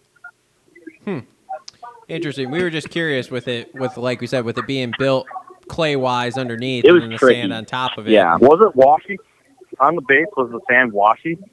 Oh, absolutely. And the thing that sucked, too, is, like, you come out of the corner, and then you hit, like, those ruts that definitely were not straight, and then you land in other ruts that are all sort of cattywampus because everybody can't hit the first one straight. So, yeah, it's actually pretty damn difficult. What about the big jumps? The big one. Did you do the big rhythms like Table everybody over. was doing? Did you do the table over table at all? So I did. No, I never did that. So that was when I wrecked, right? So I didn't get any free practice. So I didn't get to learn the track whatsoever. So then I went out in qualifying one, learned the track pretty quick, but I didn't get the big sections that I wanted. I didn't get that. So where they go around the start, and then some guys were going like 3 on, 3 off, 3. Yeah. Yep. And then some guys were going like 2 table over single, 3 single into the corner. So that was kind of like the wussy line, I guess is the best way to put it. So I got the double table over 2 triple into the corner. That was the line that I got right at the end of the first qualifying session. So I was like, I never got a good lap with that one either. So that's the one that I was like, all right. So I got that, and I'll implement that into a fast lap for qualifying session 2. And then I never figured out the rhythm before the loops either, because by the time I got out there, the 450A practice really destroys the track because the 250s will do all of their lines that they can do, and then the 450s, obviously, they're the first 450s on the track, so they can really get out there and make the lines that they need to for the power that those bikes have, you know what I mean? Yep. So Blow everything out. clearly, yeah, exactly. Clearly, they're the fastest dudes on the planet. So, like, them doing, say, 15 laps can severely destroy a corner. So Hey, by the time we get out there, for like, you, Mr. 85, did you get Yeah. practice this time? no, B practice. Those dicks. Yep. Well, I'm not top 20 in points yet, so which I honestly don't know how that works because Justin Starling and those guys got A practice, which I don't understand. I don't think I know how it works clearly. The AMA doesn't You know and how it Mr. works. Starling seem to find each other pretty good, especially in like Lance Chance Follies. Say that again. You and Mr. Starling seem to find each other quite often. Yeah, I know. Dude, if I didn't, dude, I don't know. I ride that 450 so well, and I love it so much. Like, if my hand was completely together, it would have been probably an easy end for that main event. Well, I gotta But say that start of the That's not for me to LCQ, judge, I guess. the start of that LCQ Huh? was awesome. Because I'm like watching, I'm dude, looking, I'm I like, thought I was where's gonna- Kev? And then I just see the front wheel just carrying down the front or down the straight, and I'm like, found Kev. Found Kev. Dude, I didn't drop my front end early enough. I thought I was going to completely overshoot the corner. Well, you did go wide. Like, yeah, huh? You did go wide in that first corner. You like pushed out. Yeah, I had to. I honestly, when I was laying my front end down to start braking, I was like, I'm going all the way off the track. Like, I did not think I was going to be able to stay on the track. It's got to be a good Because- feeling. So I had. So anyway, let me rewind because I didn't finish my story about that section first. Oh, So long story short, so yeah, the section right after the start is the one we just talked about. Then you turn in the big section before the loop. I never went 3 table over onto table off single. I just went table, or I went double in. I went single over table, double in the corner. So it was a real wussy line, right? So like that was the biggest thing I need to figure out coming into qualifying session 2. I went, so the first lap that I was going to do it is the lap that I went over the bars. So I did my, like, the kind of like you pick off the gate, whatever, and then you get set up, and as soon as you cross the finish line, you got your first lap. So that's the one I did. Turn, go around the first corner, and I went double, table over 2, triple in the corner, real smooth, turn. I was going to go double, on, off, table over 2 into the corner. okay. That was my plan. And I went double on, and then I tried grabbing third on the off. Well, clearly that didn't happen because I was in second. My boot must have hit it down into neutral. So I was trying to go off a tabletop with zero, wheel traction, whatever, zero drive, let's put it that way, because I was in neutral. So I went straight head over heels, nose kicked it hard. I did a full front flip, landed, and then, yeah, that's when the bike was in the air, and I was trying to crawl out of under it and just got completely clobbered. Yeah, me and Justin are watching it right now. Yeah, it looks good. Looks like Yeah, it looks great, man. Yeah. That was good footage. Yeah. I'm glad you had Yeah. I'm glad you had enough sense to go back and pick up the GoPro though. Oh god. Yeah, man. Like I said, it was super It's funny pretty because wild. they were definitely making fun of you on the broadcast. They were like, "What's he got in his hand?" And they're like, "Oh, it's his phone or something." And then they're like, "Oh no, it's his No, GoPro." they're like, is it a watch or yeah, what? they're like, "Oh, it's his Yeah. GoPro." And DB's like, "Damn it, I could have got that." Can you, Kevin? Can you explain to people for that how gnarly it was? And like, I didn't know that you didn't hit it at all, but like that triple in after the second rhythm section. Can you explain to people how gnarly that actually was, like in person, to do it? Because we don't see a lot of sections nowadays, even with the factory 250Fs, where these guys are having to stretch it to hit the fast line, and even in the So- 450s, you could tell Re- they were struggling to get over it. Yeah, and honestly, like, really, I didn't think it was going to be that hard. And I'm relatively good at getting jumps, like, so I can get up off of jumps, I guess is the best way to put it. I'm a good jumper. Yep. And so I knew I could get over it if I could get it clean. But the problem is by the time we get out there, the 250s have it pretty good. Like, whoever's the first 250 class that goes out is good. But by the time 250, even 250A goes, it's got to be pretty rough.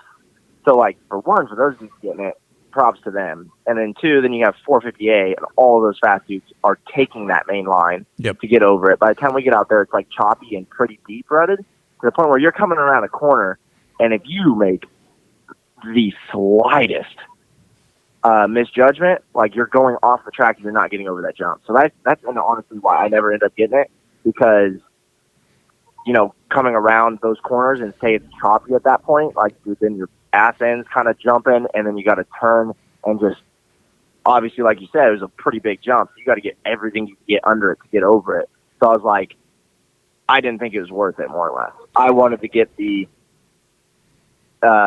rhythm before that, turn in tight, charge over the 2, go on, off, table over 2 into the corner, was going to be pretty similar than me, like, hesitating in the corner to try to make sure I could get that 3 in, I guess the best way to put it.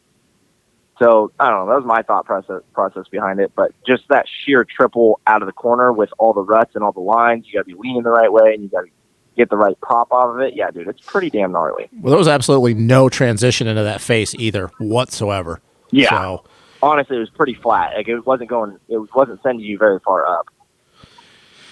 I thought it was, I mean, was that one of your favorite tracks of the year? I thought it was one of the most technical in the sense that it just, me and Travis and Tom were talking about this, like, yeah, everybody figured the main lines by the end of the night, but I think that was one of the most technical tracks in the sense that it was mentally taxing, because if you made one mistake, you blew the whole fast line, and the bikes are so good nowadays. You see guys, especially the factory guys, oh, hey, I clip it or hang the front wheel, whatever. I just, roll on and stretch it a little bit and I can still get the fast line. But that track last night, if you mistimed anything, you blew the whole section. Yeah, I would have to agree. That was definitely the toughest track we've had all year. Was it my favorite? Nope. But yeah, that's true. That's part of it. The only reason why I didn't really like it is because, one, whenever you put some sort of sand section into Supercross, it just creates mayhem. So it's tough to like focus and set up for the track and like race it like a Supercross track. Because then you gotta. I mean, it's good for racing. It's good for the fans and whatnot. It's good for action, but when it comes to just like sheer performance on a Supercross track, kind of sucks that sand in it. So that's that. And then honestly, like you said, it's just technical. It's just honestly, and I'll be straight up too, is a little bit out of my comfort zone. For instance, like the rhythm before the Supercross triple. So like going backwards, you got the finish line, you got the sand, you got Supercross triple, and then the next rhythm. Going backwards, so the one that you go into right after the mechanics area. Yep.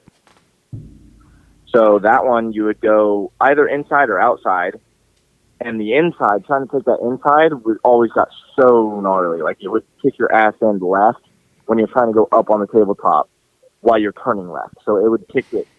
Yeah, it was just goofy. So then everybody would go off 3, and then the obviously the top dudes were going 3 again, single into the corner, and that was kind of one I said to myself, I was like, yeah, it's not really worth it right off the get-go, because if you clipped that, it was so steep on the back side, and then the next one was so steep, the little single at the end. Oh, you're going into the corner. Yeah, you were going over the corner, because you're going to go endo if you clipped it, and then you're going to go over the bars onto the cement. So I was like, we're just going to double that. Good call. Yeah. So, which I knew I was plenty capable of getting into the night show fast enough, especially if I got that rhythm.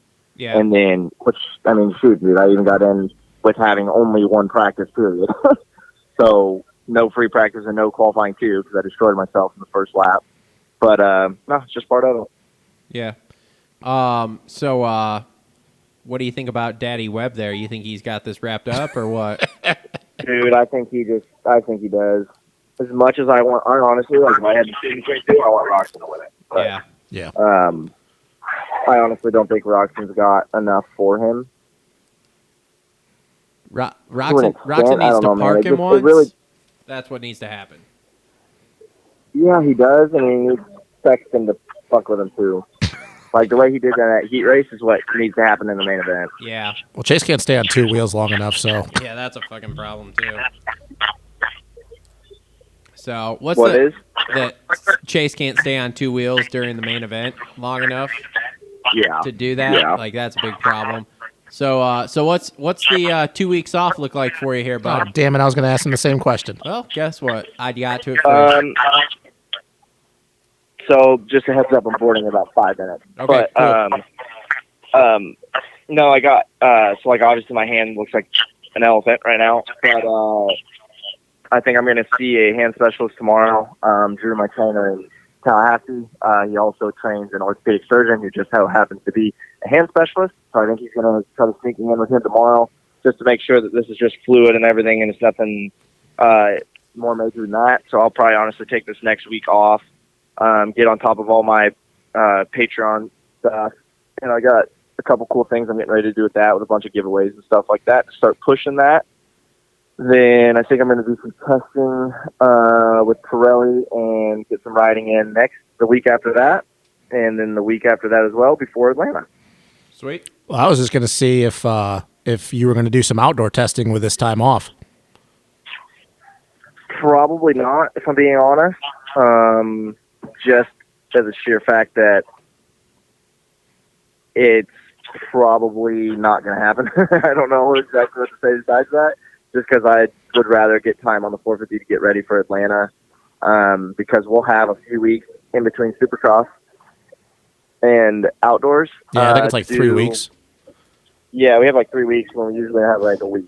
So, honestly, like maybe I'll do longer stuff in the gym and whatnot, but I'm not going to go change and ship out and change all my suspension and whatnot to get a couple days of riding in.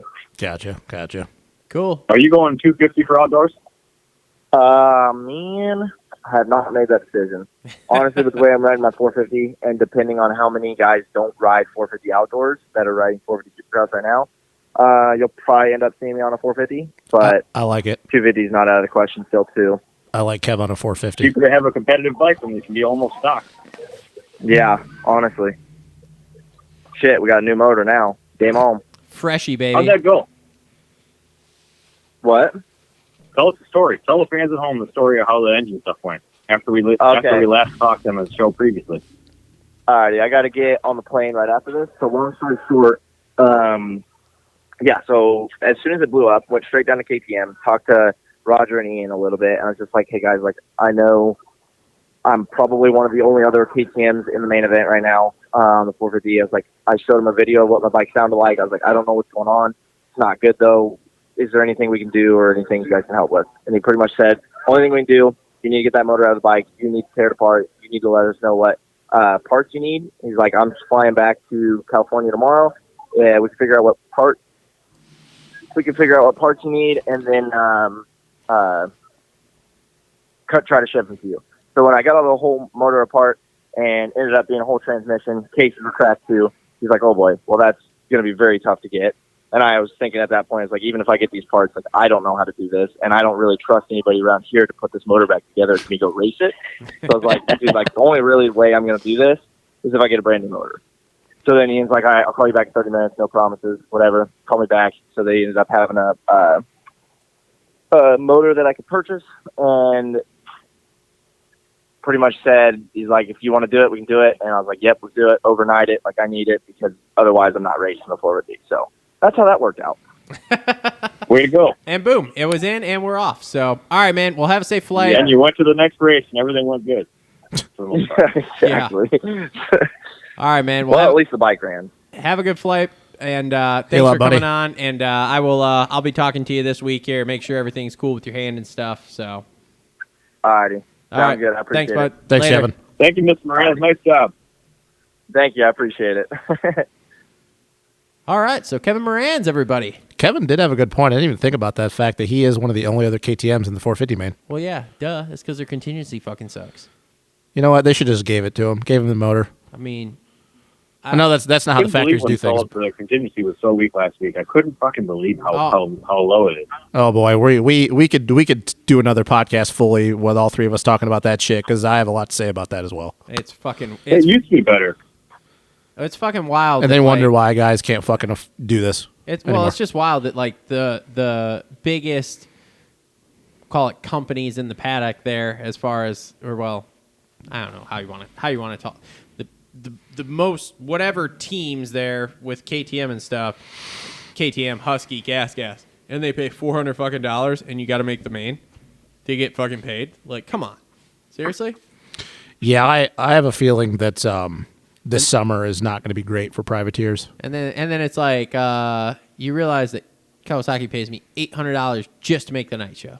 Dude, it's the full of Cowies this year in the 450 because class. they pay $800. Oh, I know. It's crazy. Make the night show. It's crazy. I mean, I don't know. what It do just shows though when you always talk to privateers. Oh yeah, man, I love my bike. I love my bike. It's like motherfucker, it has nothing to do with you liking that bike. It Not has at all. whatever pays more. Don't give me that shit. Let's see. I can get this bike and get paid $800 a night because I know I'll make the night show, not necessarily making the main. Or I can buy this bike and I won't make shit if I don't make the main. You know what I find laughable about that is their contingency is so good, but yet they don't want to help out any other Oh, teams. that fucking drives me nuts too. like that I don't shit understand makes that at no all. sense to me. No sense. These teams make. I can't. Well, we need more outside sponsors, man. This is a rant. We could go on a rant for an hour here about this. We won't. But we need more outside sponsors. We do. We need to be like Formula One. Well, we need. Yeah, there's a lot of. I have a lot of thoughts about this. By the way, that Netflix plug. If both of you guys like watching Formula One, you should watch Formula One Drive to Survive on Netflix. I've watched part of the first season. Dude, I love it. Yeah. I love it. I love Formula One. I wish we were like them. I mean, dude, there's. Oh, God. Don't get me started on this because you could go back to fucking Feld, going after the sponsors, after the people pull them, and then making them sign with Feld too, and all this bullshit like that. And it's like, you can't fucking do this. The way the things are working, shit can't happen. Yeah, we could do another podcast on that. But anyways, let's get back to 250s a little bit. Okay, yeah, back to 250s here. Okay, so we kind of talked the Harrison Smith thing. Yep. How about Marchbanks crashing that first heat too? Twice. Like, got caught up in the Harrison Smith thing and then goes down again and is just like, fuck it, I'll go ride the LCQ. Dude, there were a lot of guys in that first heat that made it through that I didn't know who half of them were. Oh, yeah, 100%. Like, I don't know who Kelvin Fonvielle is. I don't know who the fuck that. And I normally am pretty good at knowing about the overseas dudes. I saw that name and I'm like, who is this? Who is this kid? I don't know who this is. Who the fuck is this I was like, guy? I don't fucking know who this is. You know what's sad is? This Kelvin Fonvielle, which great for him. That's awesome that he made the main. Yeah. And goddamn Jerry Robin. Can't make the fucking Can't main. make the freaking main. Jerry's going to Jerry, buddy. Jerry's going to Jerry. Is Jerry one of the bigger disappointments as far as guys that should have been in the main every week? He's been spending too much time with Jeff Walker? Walker, yeah. That's the problem. Probably it. So, Carson Mumford, though, is definitely my biggest disappointment. huge. But you got to think about this. Somebody put it out there somewhere I was listening to, okay? He goes from, so Geico last year, outdoors, right? Yep. Pretty solid season. Consistent, what was he, top 10, top 12 guy, He was outdoors? Yeah, he was top 10 for the most part. Yeah, so consistent guy. But he goes from Geico, where he is basically just one of the dudes on the team. Let's okay? be real. He was Nothing's the expected. least looked at guy on that team. Well, Joe, I mean, it's- Joe Schmoda could be argued Well, about no. that. I mean, as far as like, hey, we expect you to do something because it was Yeah. your rookie year. Yeah, but he goes from that to now it's his first year in Supercross, and then you got this team that basically is, I mean, he's the guy. Let's face it. Even though he hasn't gotten any results, and Cody Schock is basically putting it to him, I mean, he's looked at as the guy for that team. So now all of a sudden there's pressure. Yeah. So maybe he doesn't perform well under pressure. If they go outdoors, That's a problem. If they go outdoors with that team, which I don't know if that's been even talked about yet, but I know that Michael Lindsay has talked about it in the past, and Cody Schock's on a 250F, Mumford's years are going to get a whole lot worse because I think Cody Schock is going to spank him. Could be. Yeah, Cody Schock is I don't know anything about any Cody of that. Schock is legit. I think that if you talk as far as biggest steps, Cody Schock has made the biggest because I don't think he was even making mains last year. Nah, he was a bubble guy. I remember picking him a couple times. And now like, he's top 10 in for points, right? Supercross. He's top 10 in points. Maybe. I think he's like I ninth. don't know. Maybe. That's legit. He's Yeah. riding good. Yeah. So I mean, yeah. he is, but dude, I mean, did you watch any of those Mumford vlogs? Do you watch those at all? I haven't watched since Supercross started, but I was watching them during I was gonna preseason. say, you watch the preseason ones, dude. He looks good on that bike. But see, here's the thing, though, and I know that you guys talked about this in one of the episodes. You got to think, though, a lot of those videos were shot at his house, well, yeah, and that has a lot to do with it. yeah. And I'm not knocking Carson Mumford. I think he's a talented dude, but Carson has not really lived up to the hype a lot since he went to a big bike. Yeah. He didn't really win any championships other than I think he won one B stock title. And he hasn't really done anything since he got on a big bike. He was a great mini rider. Won a lot of championships on that 150, all this and that. Yeah. But he's not really performed to... Everybody thought he was going to be the next big thing, and he hasn't really. I think Is that this his first Supercross season? Yeah. Yes, yep. Because he just raced outdoors as a rookie. I think he looks good. I'm just waiting to see the result. Yeah, I think he looks good too. I think that he has got a lot of natural talent. I think his outright speed, for 1-2 lap heaters, he's really good. I just mean in the sense that we've all been hearing about Carson Mumford. It's kind of like the Ryder DiFrancesco thing. Like, he had all this hype on him as a kid because he did so well at a young age, and he hasn't really. I mean, dude, his last year in A class, like Joe Schmoda beat him down, Pierce Brown beat him down, Jet Lawrence obviously beat him down. Like, he didn't really do much, and I think that more people should talk about Cody Schock. I really do, because I mean, Cody Schock has actually been like putting it in the mains, getting top tens. And what's Carson done? 15th?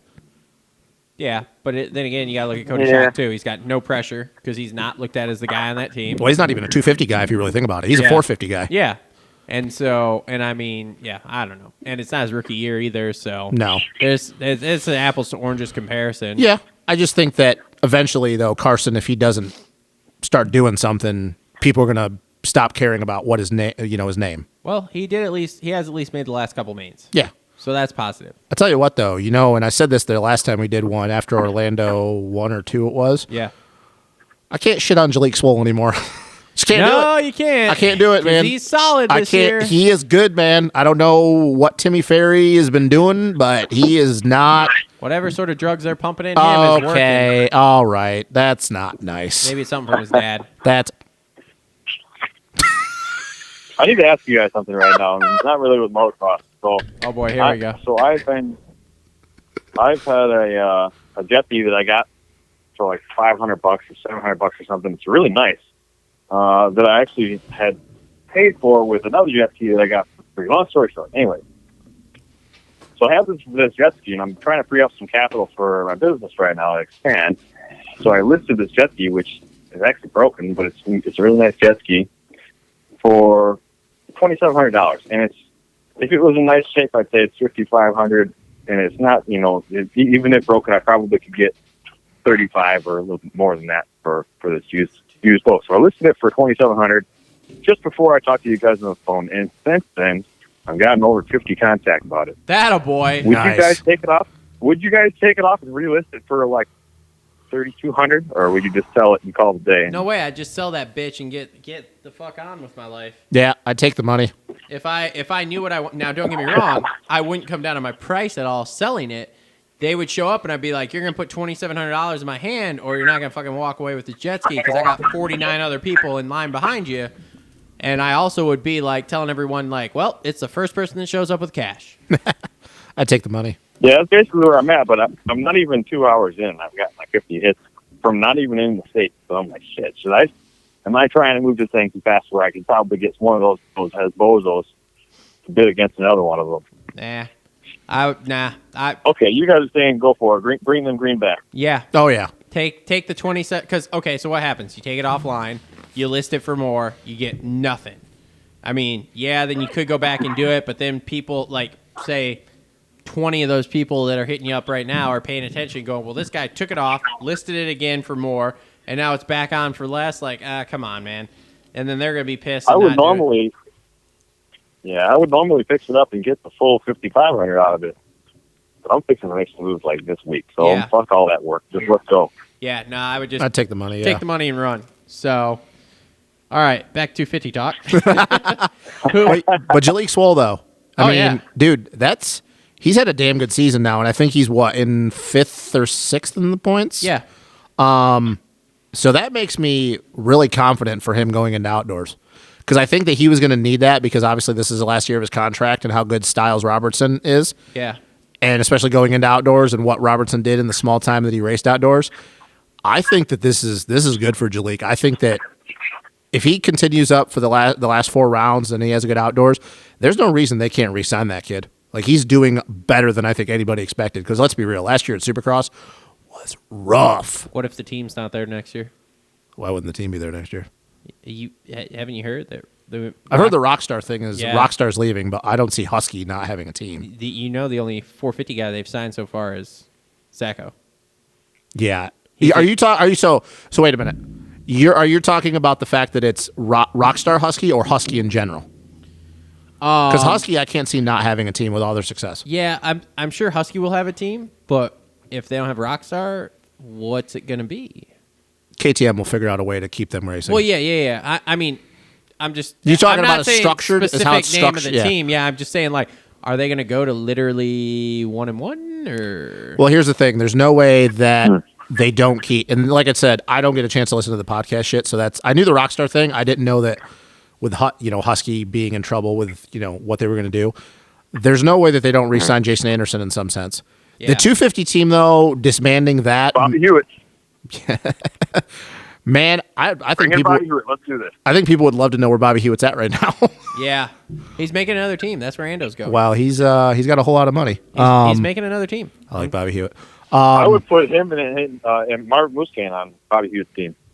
That'd be interesting. That would be an interesting thing. Well, the thing is, if it's up to Bobby Hewitt, though, like if it's all his say, he would have like 10 250 dudes. Because if anybody remembers him from the Team Extreme Cowie days back in 06, 07, he had like 35 guys riding for him at once. Yeah, it's fine. It'd be like the Star Yamaha of Man, Huskies or whatever. if we keep losing more of these teams, and because the 450 team is going to be there no matter what. But the 250 team, if that's the case, would have a real problem coming back. Yeah. Man, we can't. This is not going to be good for a lot of these 250 kids up and coming. Like, where are they going to go? God, you're really going to make me rant tonight, aren't you? Yeah, I don't want it. Oh, my God. You and me haven't done a show in a while. Oh, my God. So here's the... So are we going gas? Well, we can talk about the fucking gas situation. So here's the thing with these fucking OEMs right now, okay? Number one, how the fuck can you not afford teams this year, okay? Yeah. How can you not afford it? You just had the biggest fucking year of your lives in 2020. You sold fucking everything. Trust me, I know. I tried to buy half of it, Yep. and I couldn't fucking do it because it wasn't there. And now you can't Not shell only that, out... but bikes are $10,000 now. I was going to say, and now you can't shell out fucking money. Dude, Tom, I don't know if you were on earlier, but anyway, I took the P-Dub over to Scott, right, to fix the kid's P-Dub for me. He's telling me that he's got dudes calling him that are trying to buy literally every single thing for their P-Dub racers to have on the shelf. He had a guy call him yesterday, wanted 2 cranks just to put on the shelf, just in case for this year. I mean, he's talking about like dudes ordering like 20 fucking clutch springs for a PW, and he's like, I don't know why you would need more than 4. Like, even if you're riding every day, you shouldn't go through more than 4. So you can't tell me these OEMs don't have fucking money at this point. Well, I think this goes back to what Wygant was talking about at Thunder Valley during Outdoors, that I think that these teams are starting to realize that they don't need to go racing to prove to sell their product. Great, then that's it. Then we need to have a fundamental shift in the way It needs to be like NASCAR. It needs to be like NASCAR and Formula One. 100%. And that's the thing, and that's why I say like we don't do things this, and obviously we don't have as much money as like NASCAR and Formula One. But that's the thing is like Formula One, none of those teams are funded by the manufacturers. Yeah, they're all funded by private owners. Like Gene Haas Racing.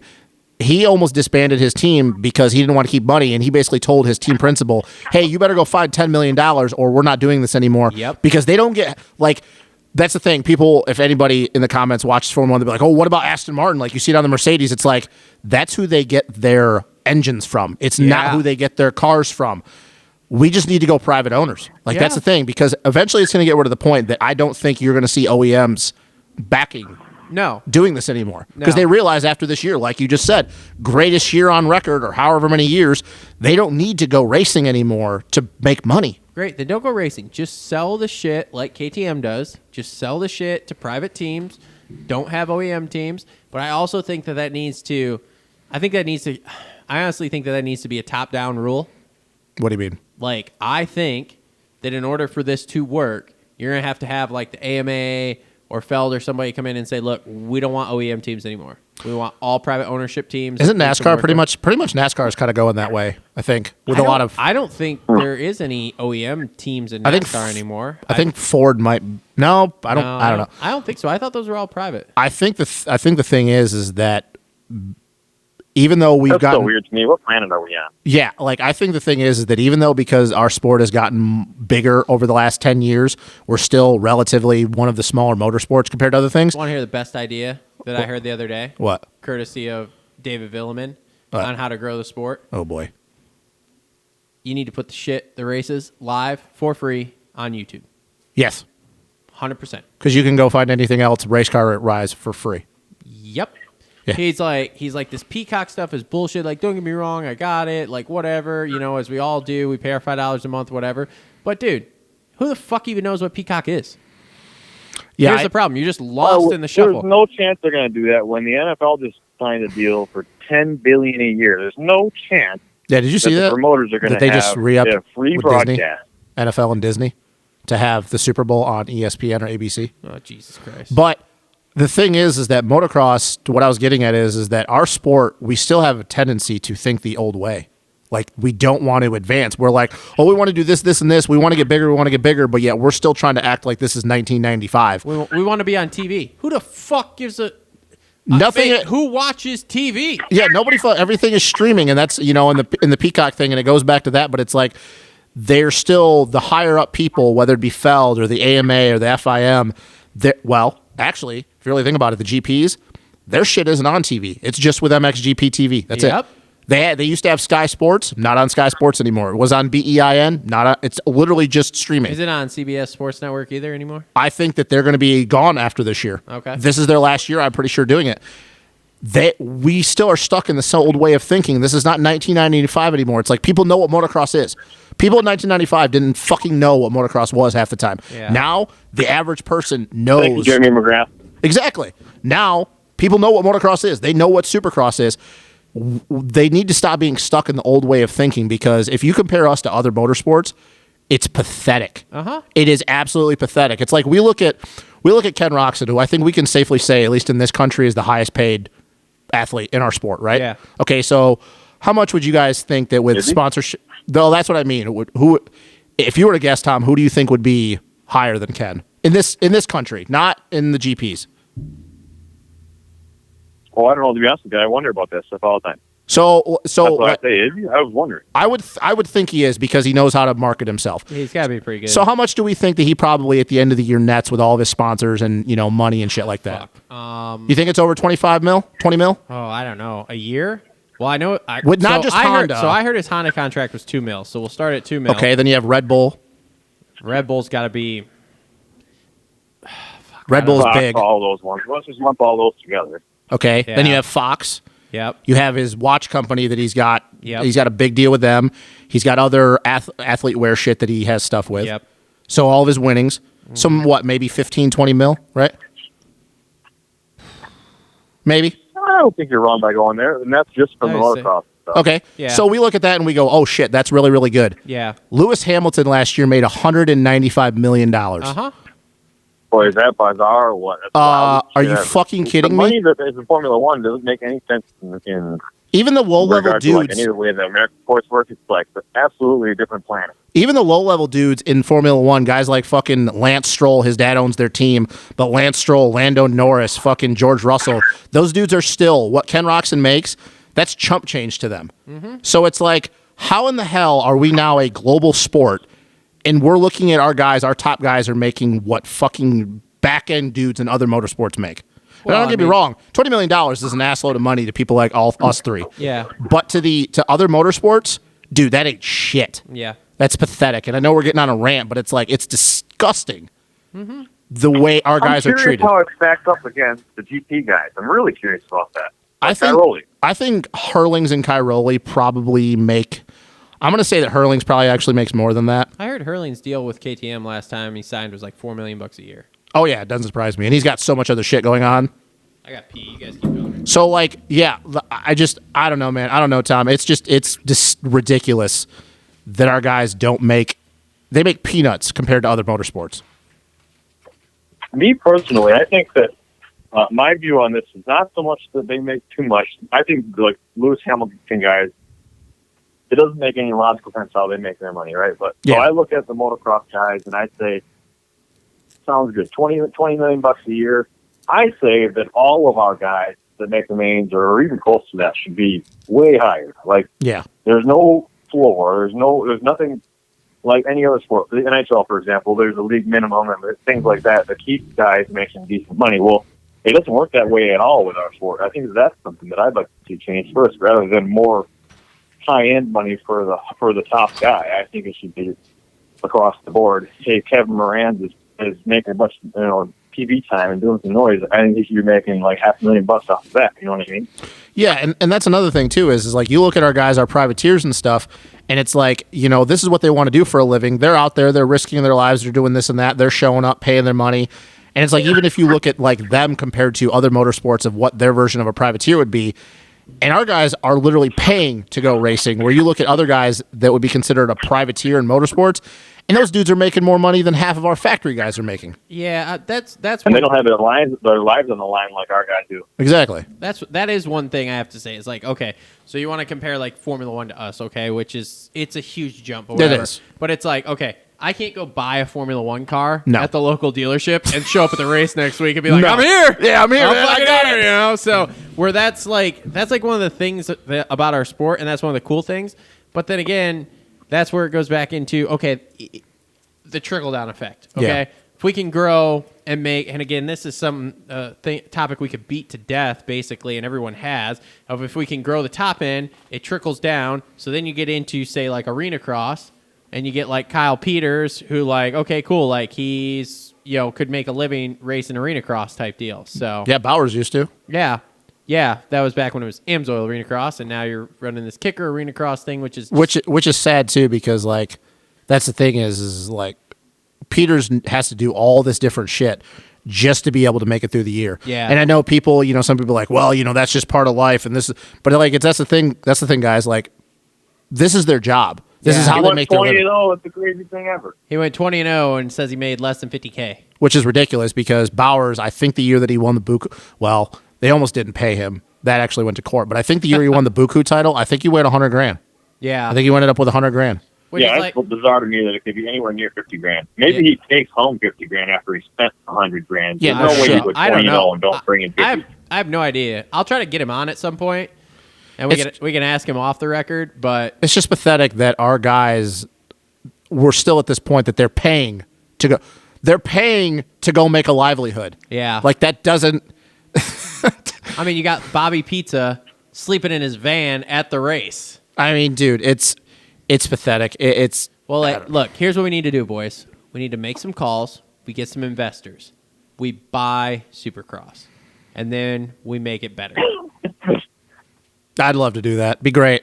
I think it's a good idea. Tom, you in on this? We just got to get one of those, the new recreational marijuana brands to be able to be the title sponsor, and it'll be the easiest money we ever made. I mean, fuck. Somebody just called Lewis Hamilton. Tell him to peel us off Jesus. $50 million there. I mean, he fucking cleared that in a year anyway. Yeah, dude, it's Easy. I mean, tell Ricardo him probably would be more. to peel us off $50 Ricardo million, and we'll be good. or Valentino Rossi. yeah. Yeah. Or Marquez. Yeah. He probably had fucking. That's another thing too. Like the MotoGP guys. I don't know. I don't pay attention to that as much. So that'd be a better question for you, Travis. But like those guys, they're making way more money than our guys are too. Yeah, I have zero idea on that. But, I like, haven't been in Valentino that life. Rossi. But yeah, but they make. Oh, Oh, that yeah. stuff. Like Rossi's probably made an insane amount of money in his career. Just look at Rossi's house and stuff. Oh, yeah. I mean, he's got that huge moto flat track road Oh, course yeah. thing at his house that everybody goes to. I mean, you just look at that and you go, okay, that guy's not hurting. He's not paying to go racing. Like, Yeah, dude. I don't know, man. I Doesn't don't. even live in this fucking country. yeah, I mean, dude, like I said, it's fundamentally broke at this point, and it's fucking wild. But until we, Riders Union. no, it's not even a riders. Need to go back case. to that days. It's not. It has to, dude. It's got to start from the top down. Like you have to get someone into the promoter role who can make shit happen. Which is why I'm super sad of like, who is that guy? Who's the guy that, or what is it? Washerman Art Group or Ekman. whatever? No, Washerman Group. Or Oh whatever. yeah. The Yeah. agents or whatever. Yeah. Whoever the guy was that was on Pulp, I don't know, in the last 6 months or something, talking about like, yeah, dude, we tried to buy Supercross. Yeah, you were talking about that. Yeah, and it's like, dude, why couldn't somebody like that get a hold of it that knows and has these connections? Because I mean, they do their agents for like Tiger Woods, shit like that. Okay, so they have the connections to like Yeah. once they got a hold of the series, we can make some moves. We can make. I mean, they were talking like, dude, they were like, we don't have to do anything different, and we can up the payout by $1 million or something. You a know year. who would have been the guy to start the change? And they still would have made money. Is But what they he said. but they basically told him to go fuck off because CBD wasn't cool at the time. Dan Blazarian. Dan fucking Blazarian. Well, I hate that guy so much. But you want to talk about a guy that has a lot of money that's dumb that just throws shit around? Well, I mean, I've heard some things that he's not doing so hot nowadays. Oh well, no, it's because he spent it on strippers and cocaine. But that's hard. But whatever. Anyway, but yeah, no, it's fun. I mean, God, we could go about this topic for fucking hours because it's just so fundamentally broken and needs to be fixed. And it's like, yeah, we could fix it and we could put this out there. I mean, dude, how much is it to get a broadcast team in to broadcast on YouTube? Do you think? That's a good question. I mean, what do you think you're looking at? Depending on who you got. Half a million. How much does it cost to produce Supercross? Is that what you're asking? Yeah. Say they wanted to go that route. They wanted to live stream YouTube in HD, blast it out all over the place, do it for free. Fuck, you could even do YouTube Premium and make people pay to do it, but at least you have it on a platform that everybody fucking knows about. And then on top of that, you could umbrella riders in there, so that you could have all of these vlog channels. You mean for Supercross or for Supercross and outdoors? I'm talking. Let's just stick with Supercross for right now. If I were to, outdoors would be more tricky because the tracks don't have the internet capability. With where you're at. Yeah, I'm gonna guess that probably could you do it for $500,000 a round. Do you think? Yeah, I bet so. I bet probably $500K a round. You could. It just depends on who you plan on though having, because then you got to talk about who you're going to have announce it. You know, who's going to be on there, because you got to have somebody with personality and shit like that. Yeah. You know, somebody not named fucking Todd Harris. I mean, at least he's exciting. I like Todd Harris a lot. I used to like Todd Harris and Cameron Steele back in the day, but I really like Lee Diffie. Really? Yeah, oh yeah, I love Lee Diffie. Steele and Denny Stevenson. Oh yeah. Yeah. What about Rutledge Wood? Fuck that guy. I hate that guy. Oh man, go back and listen to his interview on Pulp the other day, and listen to him and DV start going at it. Dude, every time he was on, I just fucking turned the sound down, because I've watched him during like NASCAR shit. Yeah. And even like when he did the Kentucky Derby, I'm like, dude, no, you just no. Well, stop it. Well, Tom doesn't like him either, but he cool guyed Tom, so that's why Tom doesn't like him. He cool guyed you? What do you mean? Yeah, well, you got to go back and listen to the previous episode to get the whole story. But long story short, I was reaching out to him, and he wasn't so cool with me in a couple different ways. So whatever. Yeah, well, they're go dickheads. back to not doing our broadcast, and we'll just call it that, right? Yeah, but at the same time too, he reaches. So I didn't realize how many different things he had going on. He was on Top Gear for a while. Top Gear. He had Floor is Lava, which I guess was the huge thing on Netflix after the old Tiger King thing. Oh yeah. And I mean, so we're talking like some big stuff. You know, it's not like when they bring in some of these other NASCAR people that are just, you know, big in NASCAR or whatever. Like, this guy's got some reach at some different places, and he actually is a fan, from what I understand. He's just dumb. I mean, he just plays the part he's supposed to play. Now, I did like, okay, and me and Tom talked about this, but this is relevant because of, you know, him being on Pulp this week or whatever. I did like the segments he did last week. You mean the flagger segment? Yeah. Okay. Yeah. I mean, we all kind of know that the flaggers are mostly volunteers, okay? Yep. Did you have any idea, though, like, I mean, the normal person obviously doesn't, and people who are just getting in, they probably have zero idea. It's not something that we talk about, ever. No. Okay? We shit on them more than anything. Yeah, exactly. All we do is shit on the flaggers. So who knew that, oh, this is just a normal person off the fucking street that was like, hey, I want to fucking flag a Supercross or whatever, or, you know, whatever, just needed a job for the night, whatever.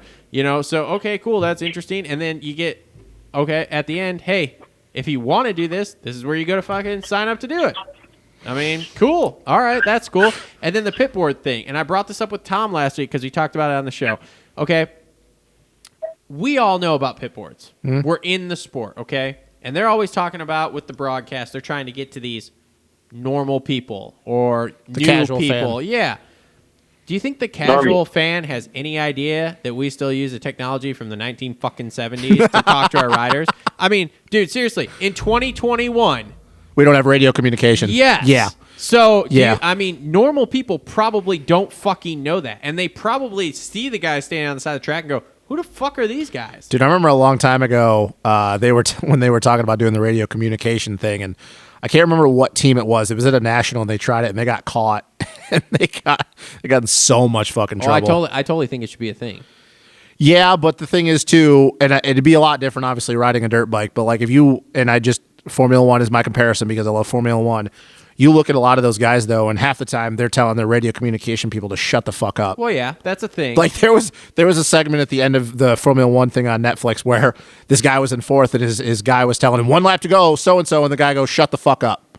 He literally told his radio communication guy to just stop talking to him. All I'm saying is there's a lot of chatter out there on the podcast about this radio communication thing, and JT literally said that if Feld or whatever, AMA, whatever, told him, yeah, we want to do this at the next race, and this was like a race where it was like Saturday and Saturday, he's like, I could have every fucking guy on the line with radio communication. You know who wished he had radio communication? And then even he said after that, he's like, dude, I had multiple companies reach out to me and be like, well, if they want to do this, we'll do it right now. You know who wishes he would have had radio communication back in the day? Who?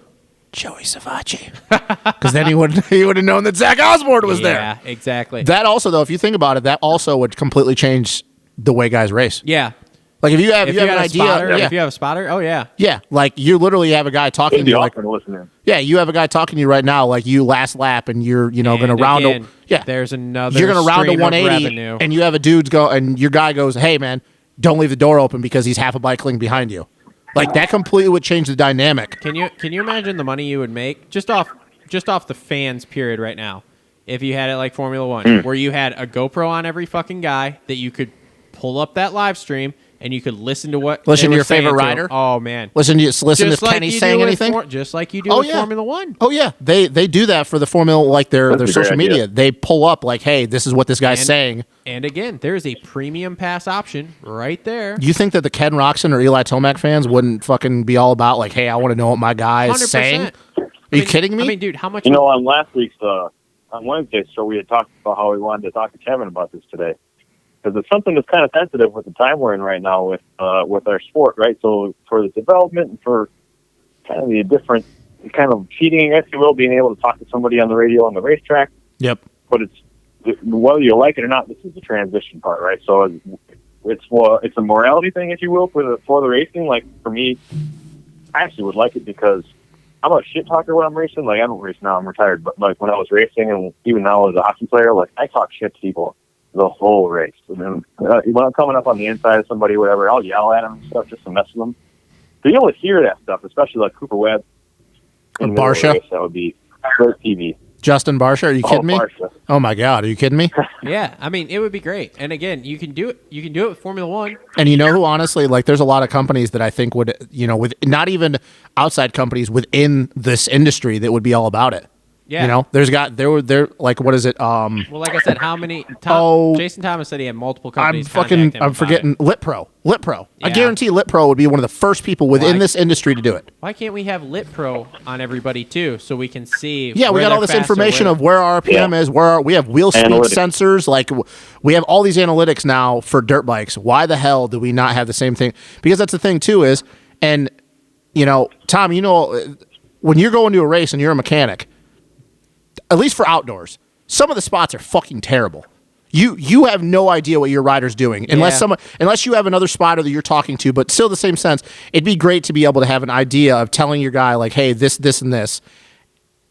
So again, though, I'll point. And if you had everybody had a camera on and stuff, you would be able to watch that live from the mechanics area. Because when you're in the mechanics area, for fans at home, when you watch the guys going by the mechanics area, especially let's just talk about outdoors for this example. If you're in the mechanics area and you're running the pit board, generally it's just the mechanic and the general manager, the manager of the team is up in the tower.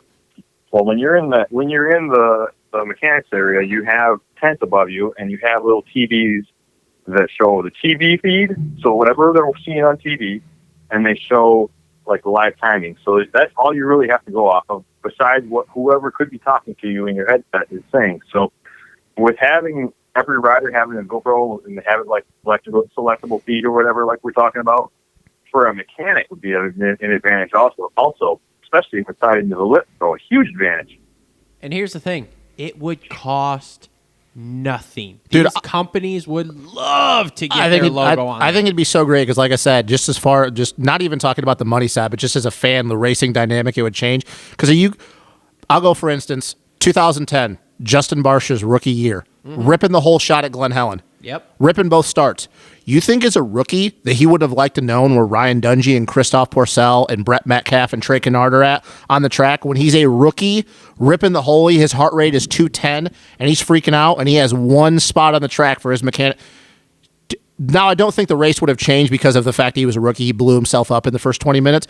But do you think how much that would have changed maybe in a spot if his mechanic could have told him, oh, hey, 5 seconds to Dungey, 3 seconds behind him to Rattray. It could have changed the way he went out and rode that race for the next 15 minutes. Dude, it would completely change the dynamic of how racers go about doing their motos.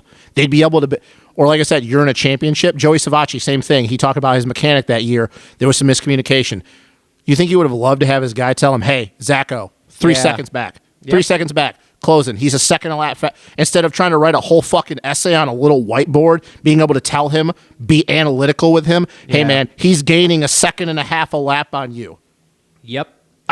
Oh my God. Yeah, I mean, like I said, it's ridiculous we don't have it. It's stupid.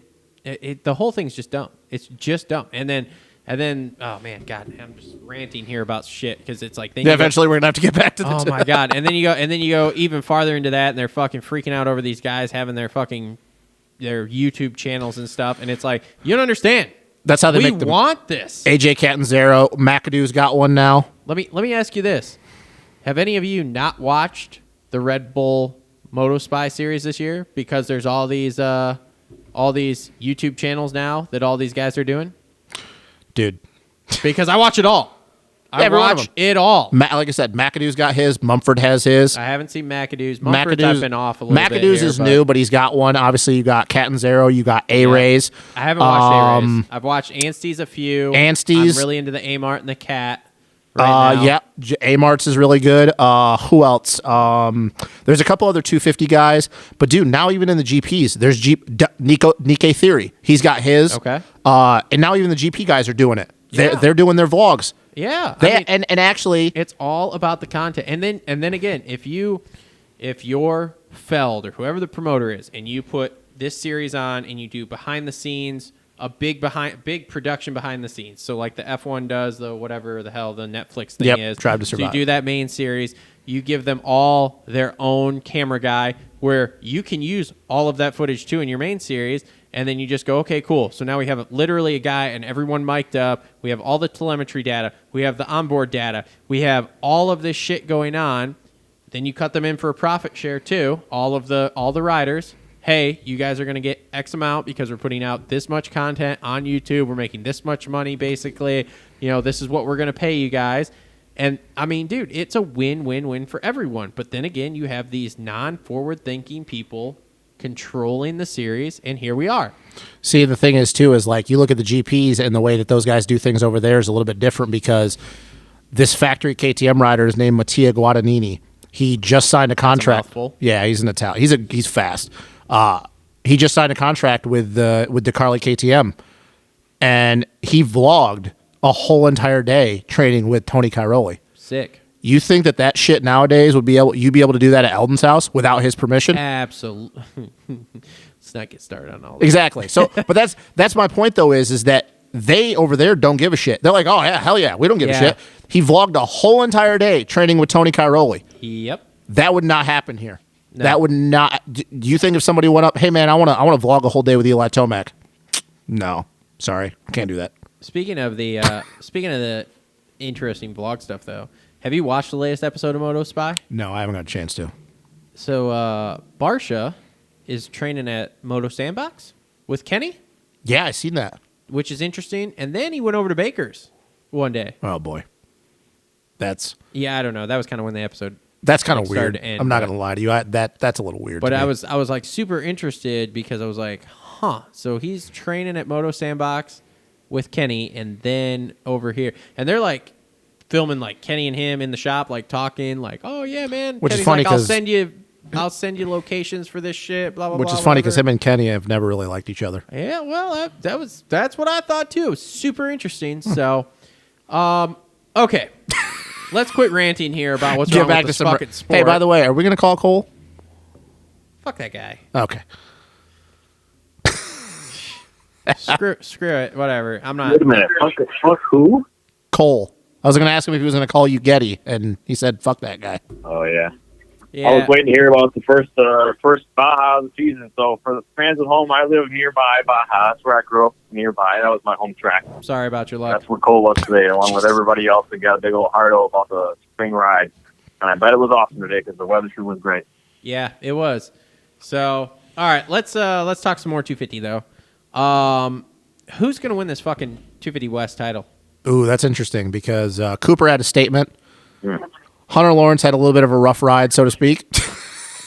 He jumped on the side of the net like a spider monkey. You sure you don't want to retract your statement about last week? We're like, oh man, he's here. Hunter Lawrence? Yeah. No, I think he's going to be really good. I think he still has a shot at Still this got your title. fucking boner going on right Yeah, now? yeah. Okay. Well, I mean, he was leading the points. He Jet. cased a triple and ejected into the net. I mean, so- Jet Lawrence hasn't led the championship yet, so he's already doing better than him. He's already had the red plate.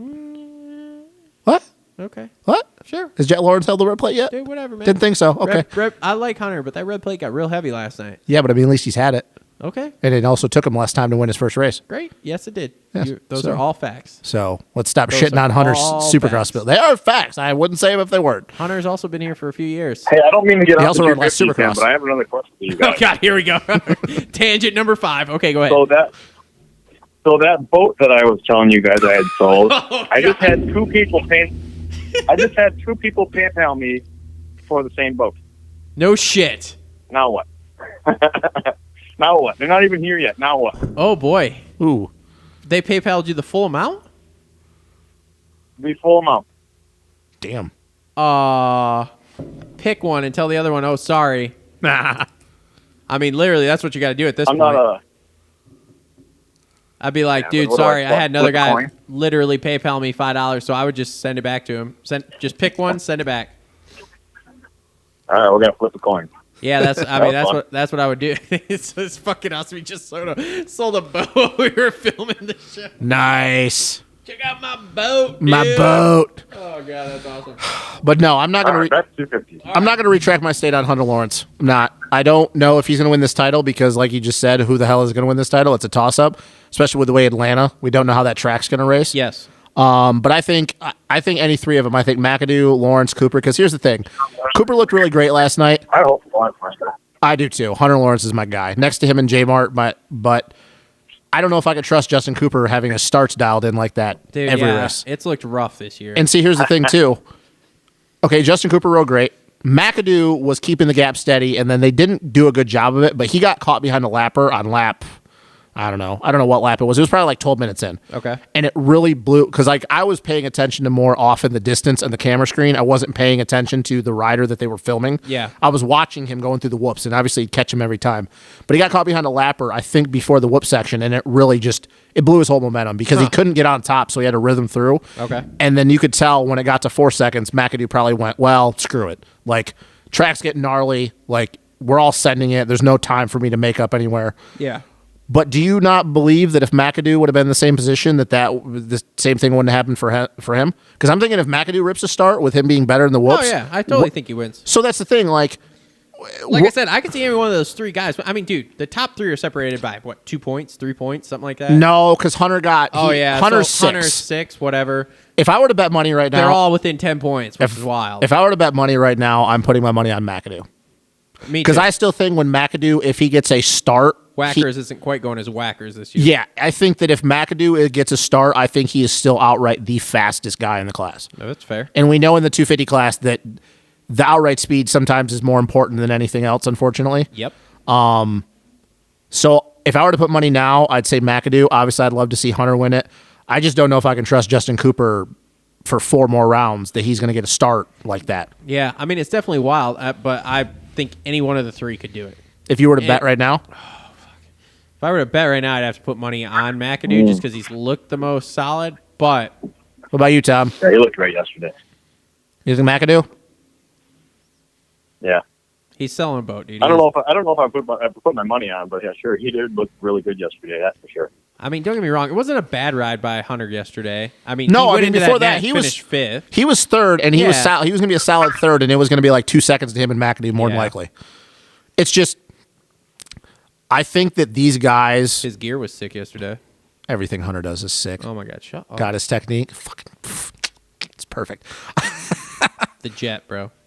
Dude, he's gonna spank Jet's ass all outdoors. No, he's gonna do it. He's gonna do it. We'll see. We'll argue about that for the outdoor Yeah, show. well, he's gonna fucking. It doesn't matter. J Mart's gonna beat all of them, but,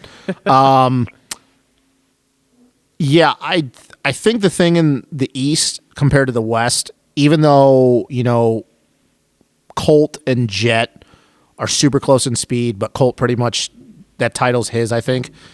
Christian has rode really good, but we saw at the end of the East that it was Jet and Colt. I think the 250 East, these guys are literally so close that it's pretty much whoever gets to start. I really do. I believe that. I think it's pretty much whoever gets to start. Sorry, Tom, I unplugged you there.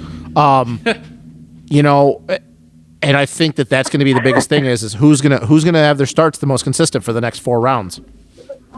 And if you'd have to bet, I would say that McAdoo's has been better of the 3. He has, and that's who my money's on at this point. But man, I don't know. Like I said, it wouldn't surprise me if any one of the 3 won it. See, here's the scary thing though is okay. So say they all split. I still think Hammaker, he has the speed to get another win before we finish the series.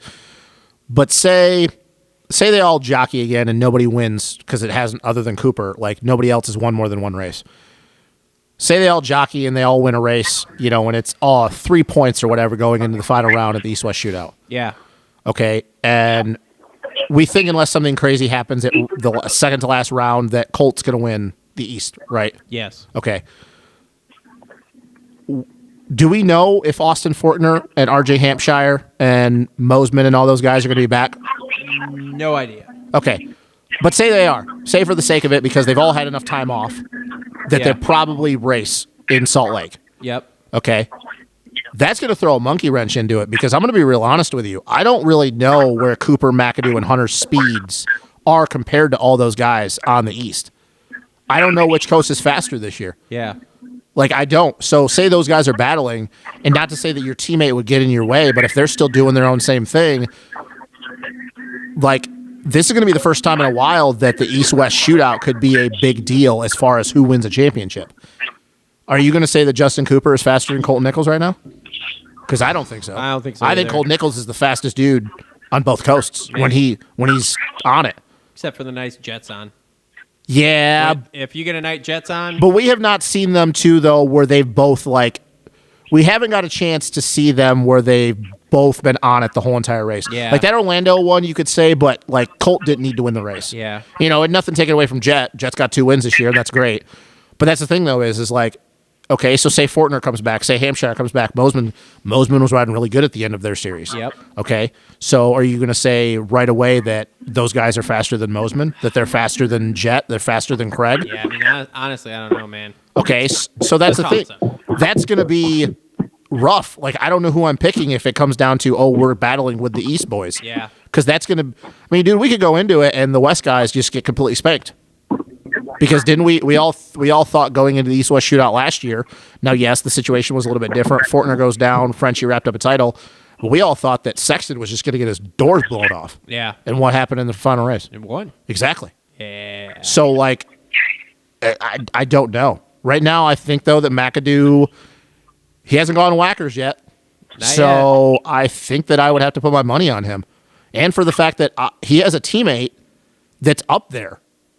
Yeah. And Hammaker. Yeah. So if Hammaker, he could play, he's going to play a role in that. And Hammaker looks like the real deal. And exactly. And Hammaker, okay, he's not going to be in it for a title. You don't think that Mitch goes, hey man, we'll give you a little bit of bonus money if you play, middleman. That's the thing. Never happens. Justin Cooper doesn't have that guy, and Hunter Lawrence obviously doesn't have that guy because You Jets. think that it happens with Mitch? I don't think it does. No way. I don't know, man. It's iffy with Mitch. I don't know. Now, the Star Boys, all day long. I'm going to be real honest with you, Do though. you think they talk about it really, though? What's that? Do you guys really think that they talk about it and they put team strategy, or is it just kind of a I definitely think when understood thing? I think when a Unwritten rule championship's kind of involved, I think even Mitch talks about it.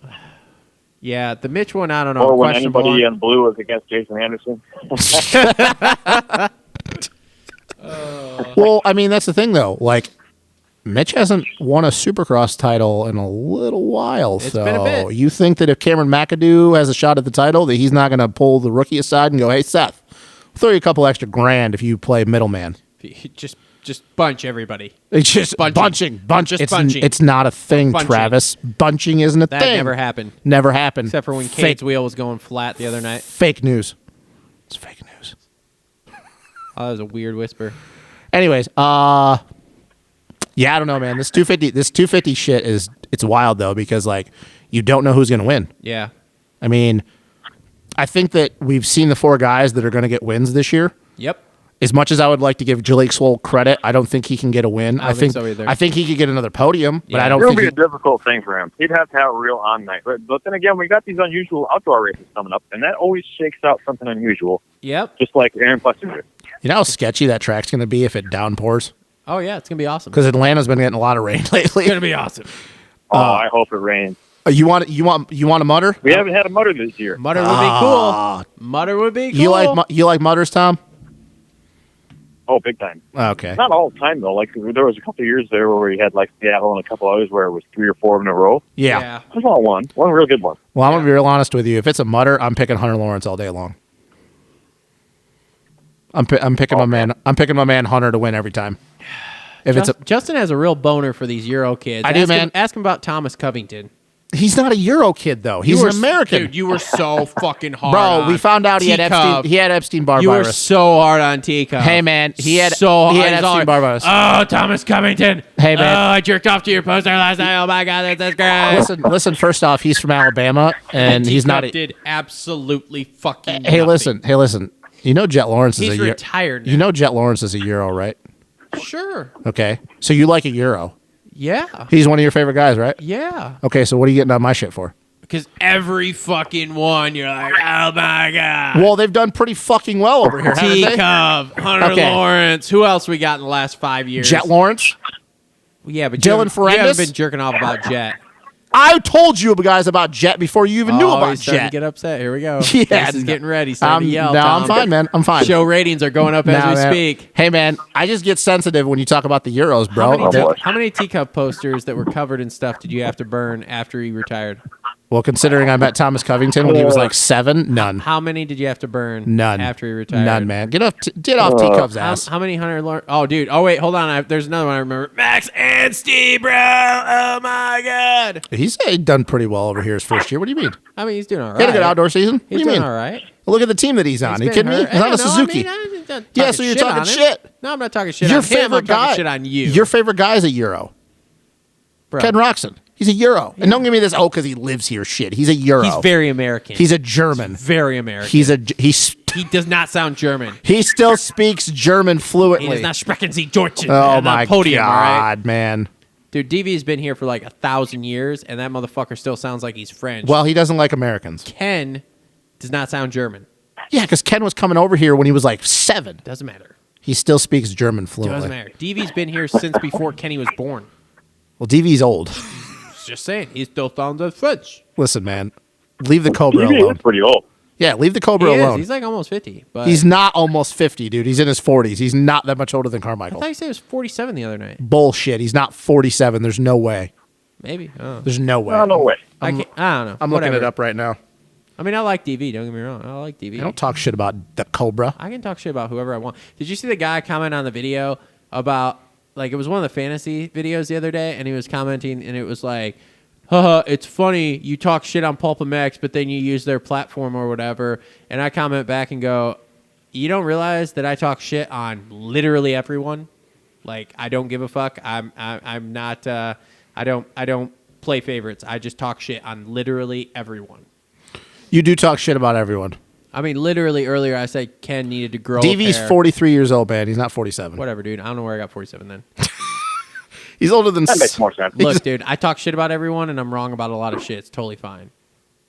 But hey, Tom, I'd just like to stop right here and point this out. Justin has succeeded in the fantasy game to my superior fantasy skills in Supercross. Well, I'm sorry. I work on the Tuesday rounds, and I can't pick shit. Bro, and you don't take a shit for 5 minutes where you No, can make man. your picks? No. It's pretty simple. You just go, oh man, look, qualifying must be over. I better go take a shit real quick.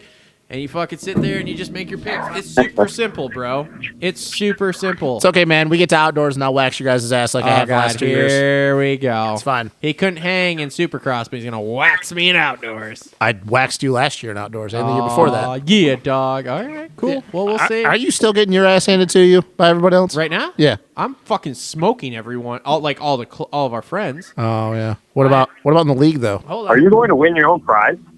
No, that's First not off, about. That's I not can't win possible. my own prize. We're not that kind of. We're not that kind of show. Okay. We're not those like assholes. we're not like main event moto. Second off, hold on here. I'll pull it up, dude. I had some rough weeks though, where I was like 150, 170, 180, that kind of stuff. But then I picked it up this week. I got like 240. I know, sweet dude. Fantasy talk. On the So, Fantasy Show. who has been the most disappointing on the 250 West so far? So just an FYI, Yeah. I am 473rd overall in Supercross. That's cool. Out of the 15,000 people that play Oh, that's cool. in the league. Hold on, we'll get to your question here, and we'll start wrapping it up. Remember when I cared? I'm just saying, dude. Remember when I cared? I'm just saying. I've been smoking. Like, dude, Cole's pissed. Matt Mitchell's pissed too, and he's got top 100 plate.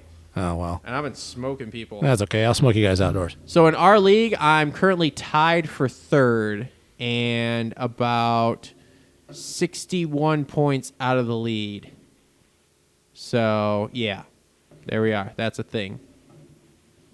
33 behind second, 61 out of first. So I'm doing okay. I don't know where I am in the Industry Idiots League. I was like top 5 in that for a while. That was pretty fucking cool. Ooh, here's a great question. Yup, go for it. If J Mart was racing, where would he be right now? Fuck, I don't have any clue, dude. Don't ask me. Don't Do we ask think me, he'd be winning? Don't ask me questions that I don't know. I don't the think he answer to. knows. Yeah, I don't think he knows either. I think he's just waiting for outdoors. I'm in 81st place. Listen, in man, Industry Idiots. that's cool. I don't care. I'm just saying, dude. You want fucking my superior? I don't care. Fantasy I Supercross. I don't care. Call me a god. It's okay. If I cared, I'd still be playing. I Can don't I be care. called Daddy Travis for no, Supercross because you haven't fantasy? won anything. When you win something, maybe. Actually, I did. I won $83 in the Industry Idiots League. That's cool. That's a I good- mean, it that's only a good- cost me $100 to play, so I'm $17 down. So you're still, a privateer. Yeah, I mean, we're making it. You're I really, you're dude, paying to play. I really want a top 100 number plate this year. That's on that probably shit, not going to though. happen. We'll see. Anyways, We'll see. Is it actually something you consider a skill to be good at fantasy supercross? Do you think Absolutely it's a not. skill? It's 100% luck. Like, yeah, dude, and you're basically basing everything off of what other people are doing. like, bro, like the other night when they announced Alex Martin 5 minutes after the race starts that, oh, by the way, Alex Martin's not racing tonight, and like 20-some% of the people had picked Alex Martin. Like, no, it's not skill. It's all fucking luck. Or like last night when you have the fucking guys in the 250 main that Justin can't even pronounce their fucking name, nor does he have any clue who they are, and it's like somebody probably picked them, and who the fuck knows why. Dude, I almost picked Supercross last night for fantasy, and then I took him off, and I was super happy, and because he like didn't look good, and then all of a sudden he like made it in, and I was like, "Fuck." Mitchell wouldn't like that pick. I'm really happy that he went and made the main last night. I'm not particularly if any of our fans at home don't know us personally. I'm not Mr. waving the French flag. However, I'm very happy to see him come here and be making it into the mains and stuff like that. Because when you come all the way across the world, you spend a shitload of money to do it, and you land on your head a couple times, and you don't even make your goal. Yep. That doesn't feel good. So when he comes over here and he's doing all right now, keep it up, buddy. I'm just not happy with how he made it into the main. Yeah, I mean that was a little bit of a thing, but at the same time, like Mitchell was not in a good spot at that point anyway. No, he was hurting. You could definitely tell he wasn't riding. It wasn't himself. There was a little help. There was a little help putting Mitchell into that tough. Yeah, block, he was but struggling. He blew that whole section. It wasn't a lot. No, he blew that whole section. So, okay, what was that question you asked before I got? Who's off been on the biggest? Help you? I haven't talked to him. I'm going to give it a day. I had talked to them on Tuesday night. Talked to Brian for a little bit, but I'm going to wait. I know he's probably back in California already. I'm going to give it a few days and then hit him up and see how he's doing this week because he's probably not 100% right now. 'Cause that was a hard hit. But All right, For great the fans radio. at home, Brian, he was just referring to as Mitchell's dad. what's that? So if that puts any picture. Oh, For the fans at home that are listening, they should know that Brian, who you were just talking to, is Mitchell's dad. yeah, good old Brian Harrison, Brian Esquire. What a guy. All right, so what was that question you asked though before I got off? Who has been the biggest disappointment of this coast so far? Carson Mumford? That's pretty much it. I think it's been a really big disappointment that J Mart is not. Well, What were your expectations for him? If he's not meeting your expectations, what were they? I at least thought he would be in the main every single race. Like, I think I had him placed as like a That's pretty top cool. 15 dude in the main from the looks of the vlogs preseason? I think that my disappointment, and it's maybe a little harsh because he's a rookie, but I would say that Jarrett Fry has been my biggest disappointment for Supercross. Yeah. I think Fry and Thrasher have Thrasher both has not been great. Thrasher has had moments. Thrasher I give a little bit more leeway to because of the fact of how young he is, and he wasn't even really supposed to race Supercross this year. Yeah. Like this is an experiment with him. Yeah. Fry was already knew going into this year that he was racing. Like Thrasher, I think pretty much, oh hey, he looks good at the test track, we'll throw him into it. Because there was actually talk that he was going to go back and race amateurs again this year. Interesting. But Fry, I only say that because I have the utmost confidence in him.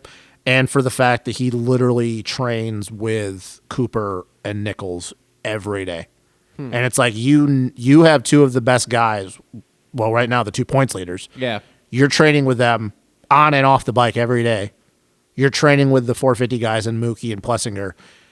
And I'm going to be real honest with you. Like, he has been I didn't expect wins or top fives, but I'm being real honest with you. I thought he was going to be top 10 every race. I mean, let's be real. Those guys raced outdoors last year, had decent results, and they both have like Fry had really good results They at the have end national of the numbers now. year. Yeah.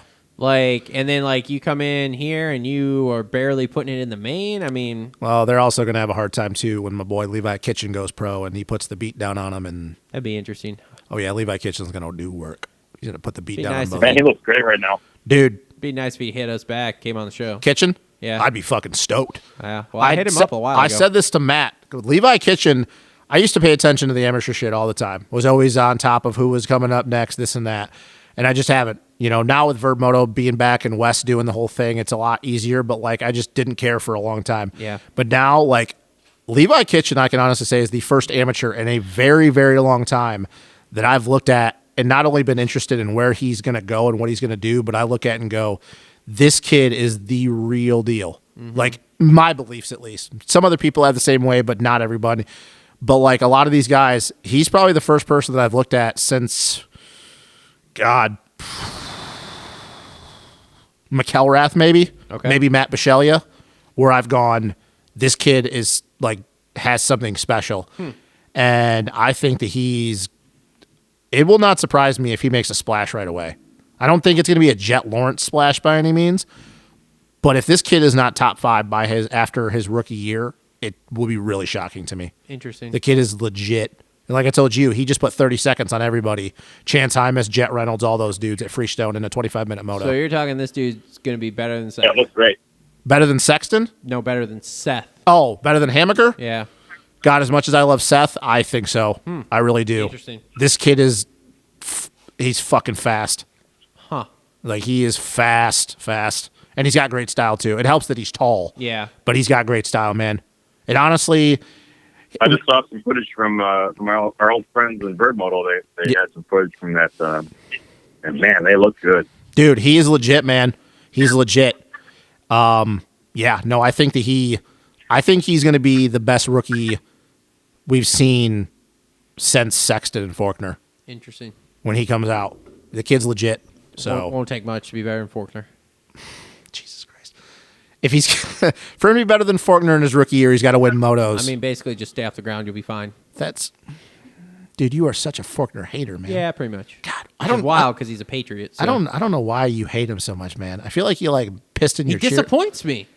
How can he disappoint you when you don't like him? He hasn't won a fucking title. So We've thrown titles away. there's a lot of guys that haven't won titles. I'm just saying. I really, dude. What happens if Jet Lawrence never wins the title? Faulkner was the first amateur when I was getting back into the sport and starting racing. I was going to races. I was seeing him. It was fucking awesome. I was like, dude, this kid's great. Like, he's so fast, whatever. And then fucking he gets to the pros and then just throws shit away. I hate when you have talent, just throw it away. Like, dude, you put me back in the days of like some of these boys that were throwing it away with drugs and stuff. Oh, dude, don't get me man. started. Man. Me and Tom could go on for hours about Nico Izzy. Yeah, exactly. That was the first name that came to mind. I was like, dude, you want to hear me really rip on someone? Put someone like a Nico Izzy in my face, like as far as like racing goes, and I'll be like, this motherfucker. Oh, dude, Nico and Austin. Nico and Stroop all day long. Yep. Yeah, but what happens if Austin goes outdoors and he just wins the championship? Well, then that's great, and then we can start the rebuilding process. Trust is rebuilt over time, okay? However, right now, the trust is destroyed.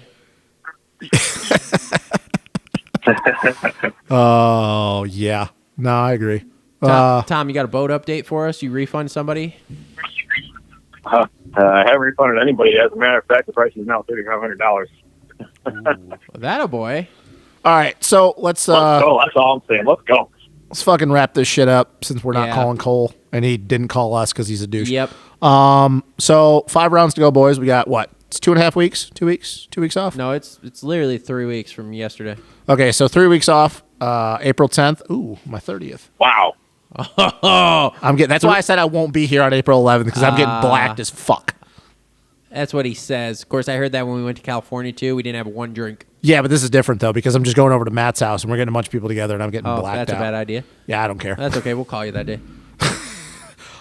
So we got 5 rounds to go, boys. What do we got for expectations from here on out? Can you believe we only have 5 rounds left in Supercross? It's weird, isn't it? God, I'm ready for outdoors. Yeah, it's weird. I'm ready for outdoors. I don't even feel that way. Like I'm not burnt out on Super yet. I'm not burnt out. Usually but I am by this time. I'm not burnt out, but you That's know how what I I'm am. saying. I'm an outdoors guy. Yeah. So okay. 2 weeks ago, it was halfway through the season, and now we only got 5 races left. Yeah, I know. Wild, right? Residencies will do that. Yeah. I mean, so I got Coop doing Coop things the rest of the year here. And then shit. The 250 West wide open. Okay. Does Coop? How many wins does he get? I say wins at least 2 out of the last 5. So, and Kenny and Eli, I assume, will be the other guys winning. Yeah. All right. What about you, Tom? Man, I don't know what to expect. 100% out to you. I still think that 2 of the 4 are going to yard sale at least once, and that means that they could come out of it not healthy or something along those lines, or they could break something and then have a DNF. And I think that I don't mean to be too cautious with this, but I think we're too close to call yet. All right. So I'm just going to go out and say it. I think Coop wins 3 of the last 5. Wow, what a bold statement by you. Well, I think he sweeps another residency and wins everyone in Atlanta. Any other bold statements you want to make? Yeah. Well, my bold statement was going to be that Barsha wins 1 of the last 5. That's more bold. There you go. All right. So he's going to win the 1 of the last 5. I like that. I don't know who the fuck's going to win the last round because I hate to say this, but I don't think it's really going to matter. No. Because Usually whoever's not winning the championship. No. Yeah, pretty much. Because that's the thing. The way I see it is, it's not going to matter in the sense because Coop's going to have the title wrapped up, and I think that Kenny is going to be so far ahead of Eli in second that Eli's not going to be racing for second. So maybe Eli and Barsha are racing for third. Who knows? And I think McAdoo and Cooper split wins in Atlanta. I think that McAdoo gets 2, Cooper gets 1. I don't think your boy Hunter is going to win at Atlanta. No, because I don't really know how this track is going to be. Because I think that if it was more like Daytona, where they were going to if they were add sand in there, yes. But if this is just going to be a long Supercross track, Yeah. I don't really know. I don't think so because I don't think that fits him. I think that fits McAdoo's style a little bit more. Okay. Because McAdoo will be willing to lay it on the line to go win. Okay. Yeah, and I think when we go to the Utah round, I think Nichols wraps up. So yeah, Cooper does Cooper Webb things. Big Daddy Coop throwing his giant dick around, and I want to see him put somebody in the third row. well, that's probably going to be I don't know who that's going to be actually. Maybe even you know what I actually I'd really like to see Eli Tomac do that. I want to see Eli. I haven't seen Eli Tomac ride this, and as long as I can remember. you know what I actually really want to see more than anything. I want to see Jason Anderson and Justin Barsha start together, That would be awesome. and then get Frenchie in there a little bit, and Yeah. just have like Oh yeah, a hate because crime I happen. think Frenchie owes Ando 1. Oh God, 2. Ooh, dude, if he gets anywhere near Ando, I think Ando's going to regret doing what he did. More than likely. It's going to be a hate crime. Oh, shit. So, yeah. All right, cool. Well, Tom, anything else, man? No, good show, guys. Yeah, it was great. Thanks for coming on. Yeah, buddy. Thanks. So this has been another episode of the Moto Aftermath My Show, pleasure. episode 162. Thanks again to all our sponsors, TLR Coatings, Premier Custom Trailers, JT Cycles, and the Dirt Bike Depot. Make sure to check them all out. Links in the description below. Make sure to like, subscribe, comment, share. That helps us out a lot. Find us on all the major social media networks. Check out the Fantasy Podcast. We will be back. One thing I wanted to touch on here, actually, before we wrap this up, for anyone who's still listening, which I know there's not many of you out there. I know I know a lot of you are probably wondering, like, why we're not doing video anymore, like, for the last few shows here. Travis has PTSD. I do have Yeah, PTSD. I'm wondering. So here's the thing with the video. So we did the Coach Rob show a few weeks ago. It was awesome, and then I spent 3 days trying to get that video footage to work, and for some reason it wasn't. Now, I think that was a software issue with my actual editing software.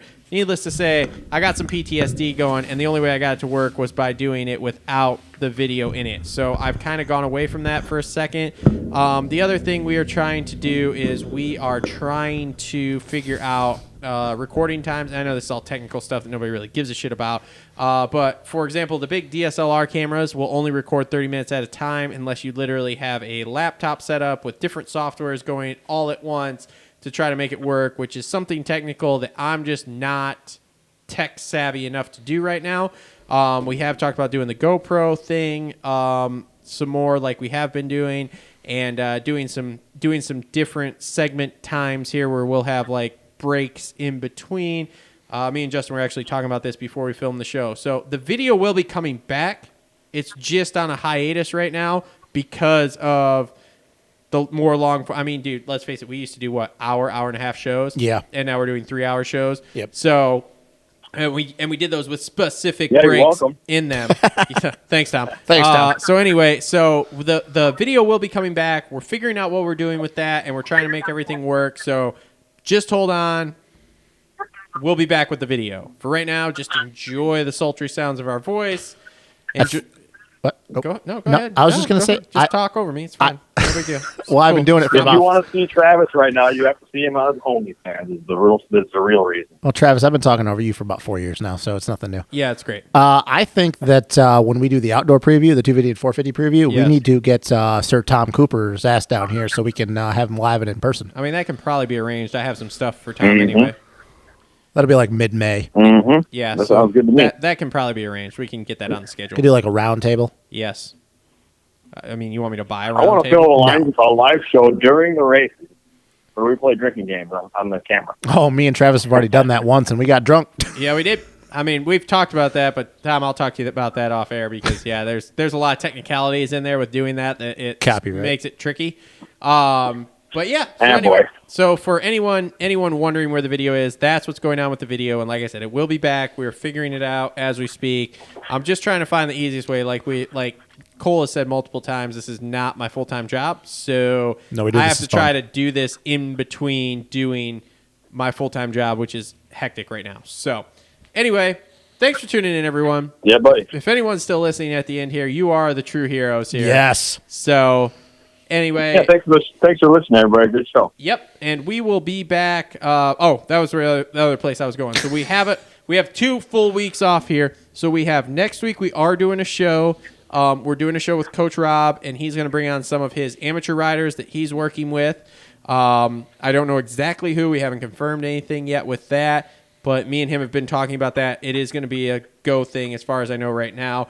Then the following week we will be off, and then we'll be back with the show. So we have some time here. So anyway, thanks for tuning in, everyone. Thank you. Episode 162, and we will talk to everyone again real soon. Thank you.